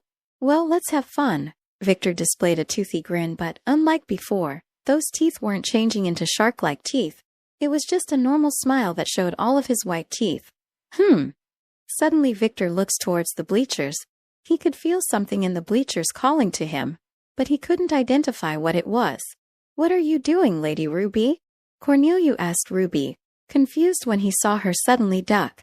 "I am just picking up something that fell," Ruby replied neutrally as she wondered, "Why did I hide? Why did I hide? You fool." Losing interest, Victor focused on his opponent. A tall man with brown hair and brown eyes, he looked like a delinquent. He was the man who made Victor's life hell for a year. The two men had unresolved issues and Victor wasn't planning on leaving the waters of times to wash away his grudge. He's not such a saint that he could forgive this man easily. He's a vindictive man. As the saying goes, an eye for an eye, a tooth for a tooth, blood for blood. Luan just looked at Victor with a cocky smile, but he couldn't help but think about the things he did to Victor. Seeing how it came back to bite his ass in the future, he was wondering if the attitude he had in the past was right. "I think I should have killed him when I had the chance, after all, at the time his blood smelled really good," he thought contemptuously. But despite thinking about it, he knew he couldn't kill someone. He wasn't prepared to take the step forward. For Luan, his master's blood is enough. When the judge throws the ball up, Luan, who was close to Victor, whispered in a low voice, "Don't use your gifts." Victor snorted disdainfully and said in a low voice, "Tell that to yourself." The two jumped at the same time, then hit the ball simultaneously. An intense exchange took place for a few seconds in the air, but soon the winner was decided. Victor throws the ball to the ground and it bounces in his favor. When he fell to the ground, the noise was very loud. It was like a very heavy man fell on the court, but strangely, the ground did not break. The moment Victor falls to the ground, He runs at human speed towards the basketball, and as he catches the basketball in his hands, he turns and sees that Luan is already beside him. Victor smiles and starts dribbling the ball. He makes some gestures with his hands to try to trick the opponent. But Luan is an experienced captain.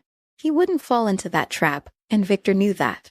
Suddenly, Victor brings the ball to Luan's face and drops the ball to the ground. In making this sudden action, Luan's attention was completely focused on the ball slowly falling to the ground, but before the ball could land on the ground, a pale hand suddenly appeared and caught the ball. My God, did he fake out the team captain? Wow, I can't believe he fell for such a simple trick. Someone from the stand spoke up. When Luan hears this, he grits his teeth in frustration and turns to chase after Victor. Victor runs while dribbling the ball to the middle of the court, and when he entered the circle of the court, he suddenly jumped. Everyone just stared in shock as they watched a human jump from the middle of the court and slowly reach the basketball hoop and bury the ball. Oh, hi! The crowd roared excitedly. That was a slam dunk. I can't believe I'm seeing a 21-year-old boy dunking. Damn, that was amazing. How is that possible? Is this humanly possible? Hey, what's his name? Victor, who was hanging from the rim of the basketball hoop, slowly broke free and fell to the ground. When he fell to the ground and turned around, he looked at Luan and saw that the man's expression was distorted with hate. It was too ugly to look at, but that expression filled Victor with satisfaction. Slowly a predatory smile began to form on his face. Humph, this newborn thinks highly of himself. Any vampire can do what he did. Ruby just looked at the blonde man like she was watching a rare creature. He totally forgot he was in a crowd of people. Huh? Ruby looks at the girl who is next to her and, for a moment, her eyes turn blood red. Ignore everything that man says, okay? Okay, the woman replied in a robotic tone. Ruby nods contentedly. Her eyes soon turn green, then she looks at Corneliu and says, "He's not using his gifts." Huh. Corneliu looks at Ruby. If he was using his gifts, the basketball court, the basketball hoop, and everything else would be destroyed. He's just using the ability of a trained human. It's quite impressive that he can control his strength so well, and I think he doesn't even realize what he's doing. Ruby compliments him. But Corneliu just snorted in disdain. All newborn vampires can do that. He's no big deal. He spoke in a normal voice. Oh, can you tell me which newborn vampires can do this? I'm curious. Ruby's green eyes sparkled a little in curiosity. Cool. Corneliu was silent and ignored Ruby. Idiot, that's why female vampires hate you. Your ego is the size of the world, but it's also very fragile. You look like a child. Ruby thought with disdain. What about the agreement not to use your gifts? Luan asked in a hateful voice. I'm not using my gifts. I don't need to do something like that to defeat you. Victor spoke in disdain while maintaining an arrogant smile. Luan's face twists into hate. We'll see if you don't need to use your powers, he said in a hateful tone. He seems to have totally forgotten what he said a few seconds ago. Again, both opponents were in the middle of the court. The referee throws the ball up and blows the whistle. The two opponents jump towards the ball, and again they fight in midair for a few seconds, but this time Victor loses. Luan falls to the ground and catches the ball. He turns around and is about to run towards Victor's basket, but is stopped by Victor standing in front of him. Luan starts dribbling the ball, and Victor tries to steal it, but Luan defends. It looks like the team captain has the advantage now. Of course, he wouldn't lose to a beginner. One of the captain's most fanatical fans spoke. Luan and Victor start running on the court. One was trying to make a basket and the other was trying to steal the ball. Getting irritated by the impasse, Luan tries to push Victor using his vampire strength, but Victor doesn't move. Crack. Oh? What was that loud noise? Are they okay? I think I heard a bone breaking. Someone near the court yelled. You're right, I heard a cracking sound like something had broken. A man standing next to him spoke. The audience was right, a bone broke and it wasn't Victor's. Heh? Why are you wearing that pained expression? Will you cry? Just what are you made of? Luan asked in shock as he felt his ribs healing. He tried to take down Victor, but it felt like he was trying to bring down a mountain. Victor patted his chest and said, I'm just built different. Luan huffed. He suddenly pulled away from Victor. Is he trying to do a long shot? Is he crazy? He's not even in the middle of the court yet. Even if he's the captain, that is impossible for him to do, right? He's crazy. He really threw the ball. Fool, Luan said. Victor looked at the ball in the air and started running towards the basket he was protecting. Arriving at the basket, he just waits patiently for the ball to come down. If the ball enters the basket, bad luck for him. But if Luan misses, he is prepared for a counterattack. The entire crowd just watches anxiously as they wait for the ball to drop. Yes, the ball hit the hoop. He missed. Someone from the crowd shouted, "Heh, looks like the goddess of luck is not favoring you today." Victor takes the ball and looks at Luan, who is running towards him. As he looked at Luan, he thinks, "The goddess of luck is a bitch. One time she pays attention to you, but eventually she loses interest and looks at someone else, so I don't need her." Victor positions himself to throw the ball. Don't tell me. Will he try to throw the ball from the end of the court? He's crazy, that's impossible. He's definitely not going to make that. Realizing what Victor is going to do, Luan increases his running speed, with only seconds left before he gets in front of Victor. Too slow, Victor said. Suddenly, Victor changes position and holds the ball with one hand, then he throws the ball. As soon as he threw the ball, Victor started running at high speed. Huh! What is he planning? Bomb! A thunderous noise was heard on the court. Everyone looked stunned and saw that the ball hit the panel above the basketball hoop and bounced. Do not tell me. Was that his plan? Ha ha ha ha! Victor chuckled with a manic smile on his face that showed all of his teeth. Suddenly, Victor jumps up, then catches the ball in the air and buries it in the basket. Oh hi! This man is insane. Is he really human? How did he run from the end of a court and still manage to catch the ball in midair? Fool! He planned it, and you didn't see he ran before he threw the ball. If we calculate right, this feat is possible to do, it's just extremely difficult. A man with black glasses spoke as he lifted his glasses. For some reason, the people standing nearby could see the man's glasses glowing. Victor lets go of the basket's hoop and falls to the ground. Then he looks at Luan with the same smile that shows all of his teeth. Is this all you can do? He teased him again. Luan's expression starts to distort again. His expression was something to behold.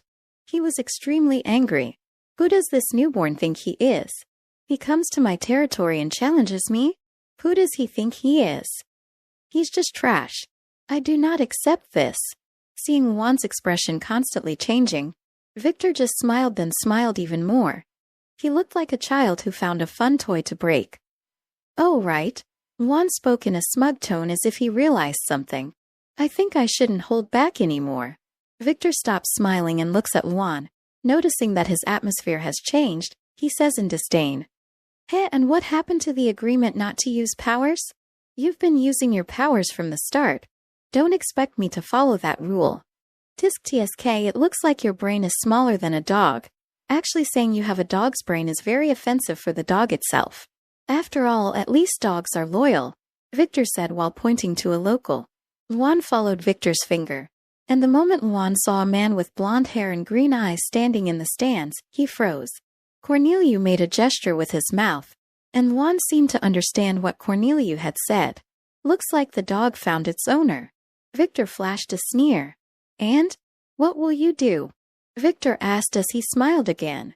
Are you going to obey your owner? Or are you going to continue? Decide. How good a dog are you? Make up your own mind. Choose. His smile grew with every word he spoke. He wanted Luan to continue. He wanted Luan to show that he wasn't a dog and challenge him. Seeing the gestures his master was making, Luan bites his lip and says, I give up. He spoke out loud. His voice seemed to be heard across the court, and everyone was looking at the basketball team captain in shock. Suddenly Victor's smile died and he lost interest. Is that it? In the end, you're just a dog. Referee, you heard him, right? The captain dropped out. The show is over, Victor said as he took off his shirt and threw it somewhere. Victor didn't wait for the referee to say something. He had lost interest, and he also fulfilled 2 of his goals. He humiliated Luan in front of the whole school. He fought so hard to be accepted in and found out who was behind him. For now, that's enough. When the women saw Victor's body, they started talking to each other. My God, look at his body. He is so hot. Does he have a girlfriend? Actually, who is he? a woman asked, confused. Victor flashed a sneer. He looked at the women in the stands and thought, I'm married, witches. He didn't even set eyes on these women. Ruby, who hid again when she noticed that Victor turned to the bleachers, got up and looked at Victor, who was leaving. Why do I keep hiding? Not even she knew why she was acting like this. She was just too embarrassed. Ruby then looks at Corneliu and sees the kind of face he was making. Yes, he will definitely attack Victor. I have to tell Violet. Actually, I think I should just tell him myself, but I'm embarrassed. I can't go out there and say, hey Victor, I'm your wife, good morning. Just thinking about it makes me feel ashamed. Yes, I will definitely contact Violet. Maybe I will contact him myself? Ash. My head. Even though Ruby was going through a mental breakdown, her face didn't change. She still had an expressionless face as she watched Victor walk off the court. Chapter 10. A Frog in a Well.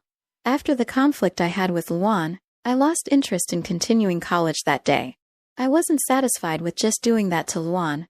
This one-year grudge can't be washed away with just that. But I knew I would have my chance soon, and I could deduce it from the hateful face that noble vampire was making.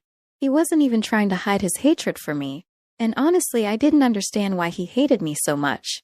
After all, I only hit his dog, right? Noble vampires seem to be beings with egos the size of the world. I doubt he would be enraged by just that, right?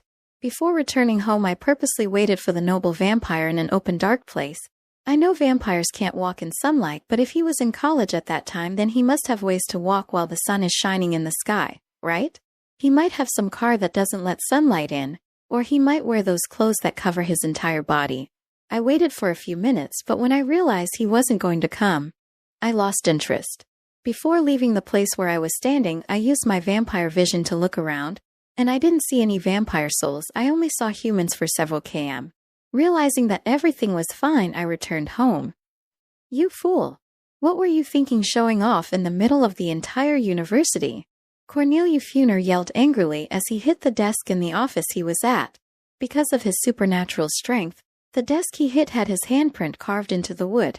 A few seconds before hitting the table, he managed to regain enough control to not destroy his table again. Corneliu was acting as a coach at this college. Despite being a coach, he didn't teach the students anything. He was only in charge of managing the basketball team, but that was just on paper. The reality was he wasn't doing anything. He was abusing his vampiric charm to stay in this school in an attempt to win the heart of Ruby, one of the 4 flowers of the vampire world. Juan at this point was very scared. He might act like a king in college, but he knows that in front of the vampire who gave him his gifts, he was nothing more than a slave. Juan knows that noble vampires are arrogant beings.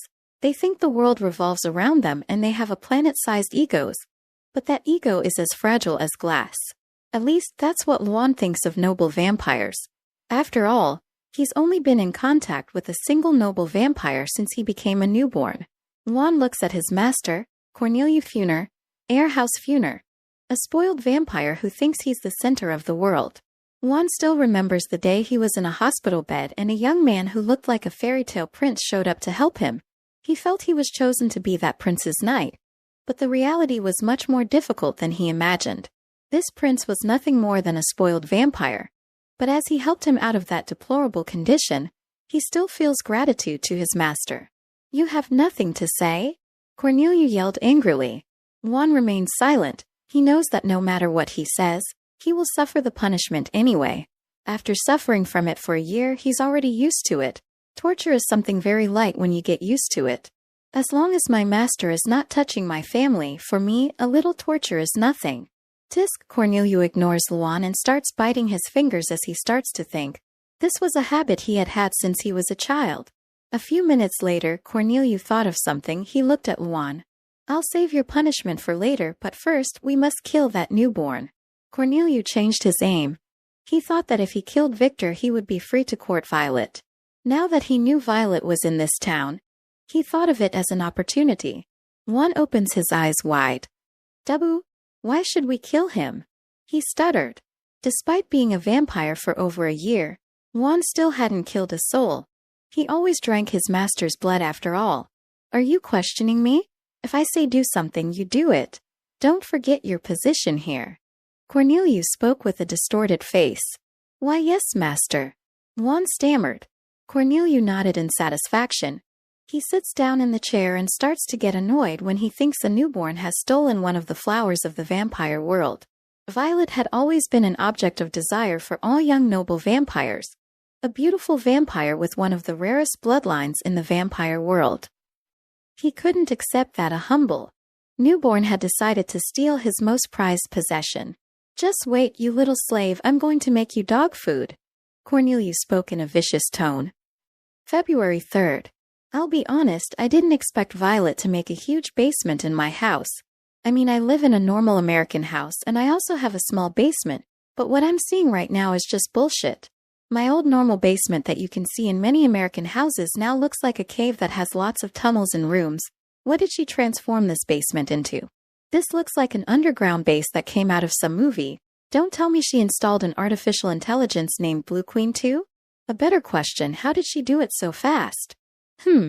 Is it okay to make a basement this size here at home? Yes, why not? Violet asked me, curious. She was wearing casual clothes this time. A simple white sweatshirt and black denim shorts. She was also wearing purple sports shoes with the symbol of a famous sports brand. I was a little surprised by the outfits she picked out. I thought she only had black-colored outfits or something, or cosplay-like outfits. Well, she looks beautiful in those clothes, and I'm not complaining. Seeing me watching her, she displays a small satisfied smile. I mean, isn't my house going to fall down or something with a hole this size? I'm not very knowledgeable in physics, but I think if I create a hole this big under the house, won't the house fall down? I think that is how it works. Oh, don't worry about it. Violet claps her hands lightly, and soon I feel someone approaching. I use my vampire vision and see that person is a human. The characteristics of a vampire are very easy to identify, but I always use my vampiric vision to make sure. After all, some humans look like vampires when they are afflicted by some kind of illness like the one I had. This woman was human, but she looked a little different from the normal humans I've seen. I could see her heart glowing as if inviting me to feed on her. But the blue aura that surrounded the woman and the heart that she seemed to glow brighter than an ordinary human I saw told me she wasn't a normal human. A woman with Western features appeared. She had short black hair and golden eyes. She was wearing a casual outfit consisting of a white shirt with a beach photo stamped on her chest, simple denim shorts, and a basic pair of sandals. She looked a little short. I think it was 155 cm or 160 cm. She looked a little shorter than Kagaya. "Darling, meet June, and June, meet my husband, Victor," Violet said as she hugged my arms possessively. "Yo," she said while making a V gesture with her fingers. Then she said, "Can you stop looking at me with those red eyes? I'm feeling a little threatened." She spoke with a happy smile on her face. By her excited tone of voice and expression that looked like she was having fun, I honestly didn't believe she felt threatened at all. I closed my eyes for a moment, and soon my vision returns to normal. I look at her with my sapphire blue eyes and say, "Sorry about that, it's a bad habit of mine," I said. Don't worry," she said while smiling. "Lady Violet, I did my job and I want my payment. You can deposit it in my account with the same amount as always." "I know, $1 million, right?" Violet spoke casually. I almost choked when I heard the amount of money. Just how much money does my wife have to go throwing around $1 million like it's a dollar bill? Yes, indeed," June spoke while shaking her head. She makes a few gestures with her hands, and soon the basement began to change. White ceramics began to grow on the floor, and several wooden coffins began to be created in the bedrooms. The walls began to turn a whiter color, and I could see that bricks began to be created. And like a magic trick, the basement that once looked like a cave now looks like the interior of a mansion that has been painted in a black and white theme. With my current knowledge, only one group of beings could do what this woman did. Witches. June displays a small satisfied smile, but soon that smile changes to a happy, joyful smile. Indeed, June is a witch I hired when I arrived in the US. As you can see, she has more useful and unique skills. Violet spoke with an elegant smile. "If you have an order that cannot be legally placed, you can ask June. She will charge dearly, but since you are my husband, she will give a discount, right?" Violet spoke with an elegant smile as she looked at June, who had her smile twitching slightly. "Of course, Lady Violet," June said. I looked at Violet, and I could deduce a little bit of what she was thinking. This princess was thinking how helpful it is to have a person who can literally create a structure with a hand gesture. I think she plans to keep June around. For a small moment I almost felt sorry for June, but it was only for a moment. After all, I barely know June enough to feel any sympathy for her. And Violet seems to have a long history with this witch. Why did you create this basement? I was going to ask Violet why she created this underground basement, but when I remember all the servants she had, I fell silent. Never mind. Violet pouted. I think she wanted to explain to me in detail why she created this basement. I smile a little and start stroking her head. For a moment, I feel Violet's body tremble like she's been shocked by electricity or something. As I stroked Violet's head, I looked at the newly constructed basement. Of course, this is all very useful since, if Violet's underlings live here, they will be quite helpful in the future. But how the fuck am I going to explain this to my parents? I've decided I'll keep it hidden from them. They can be weird and ignore my physical change. They can be weird enough and accept Violet as my wife easily, but this here? This is another level of bullshit I would have to invent to convince my parents. Suddenly remembering the plans I had to earn money while walking through college, I looked at June. Just call me June, she said, smiling. I need a fake ID, a fake bank account, preferably a tax haven bank account. I also need a fake SSN. Can you arrange that for me?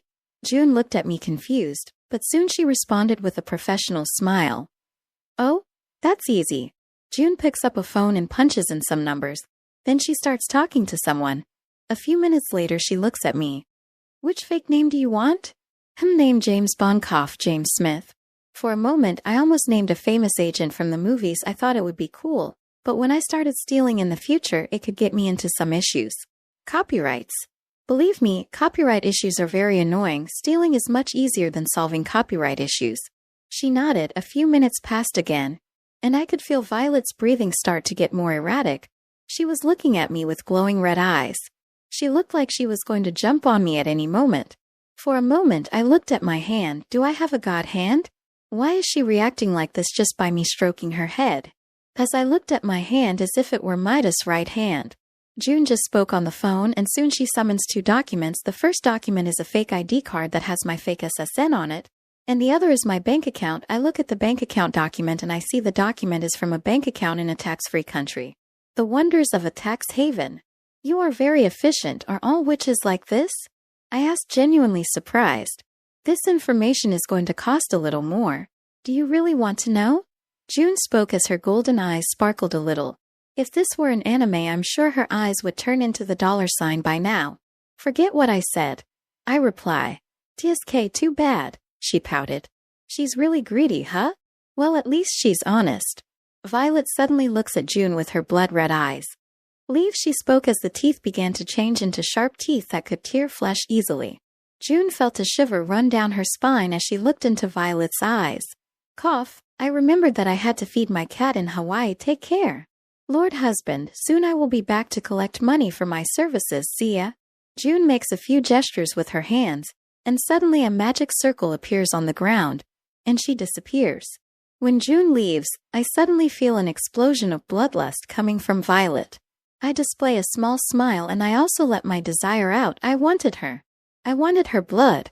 Let's have fun, darling. Violet spoke with a huge smile that showed all of her teeth.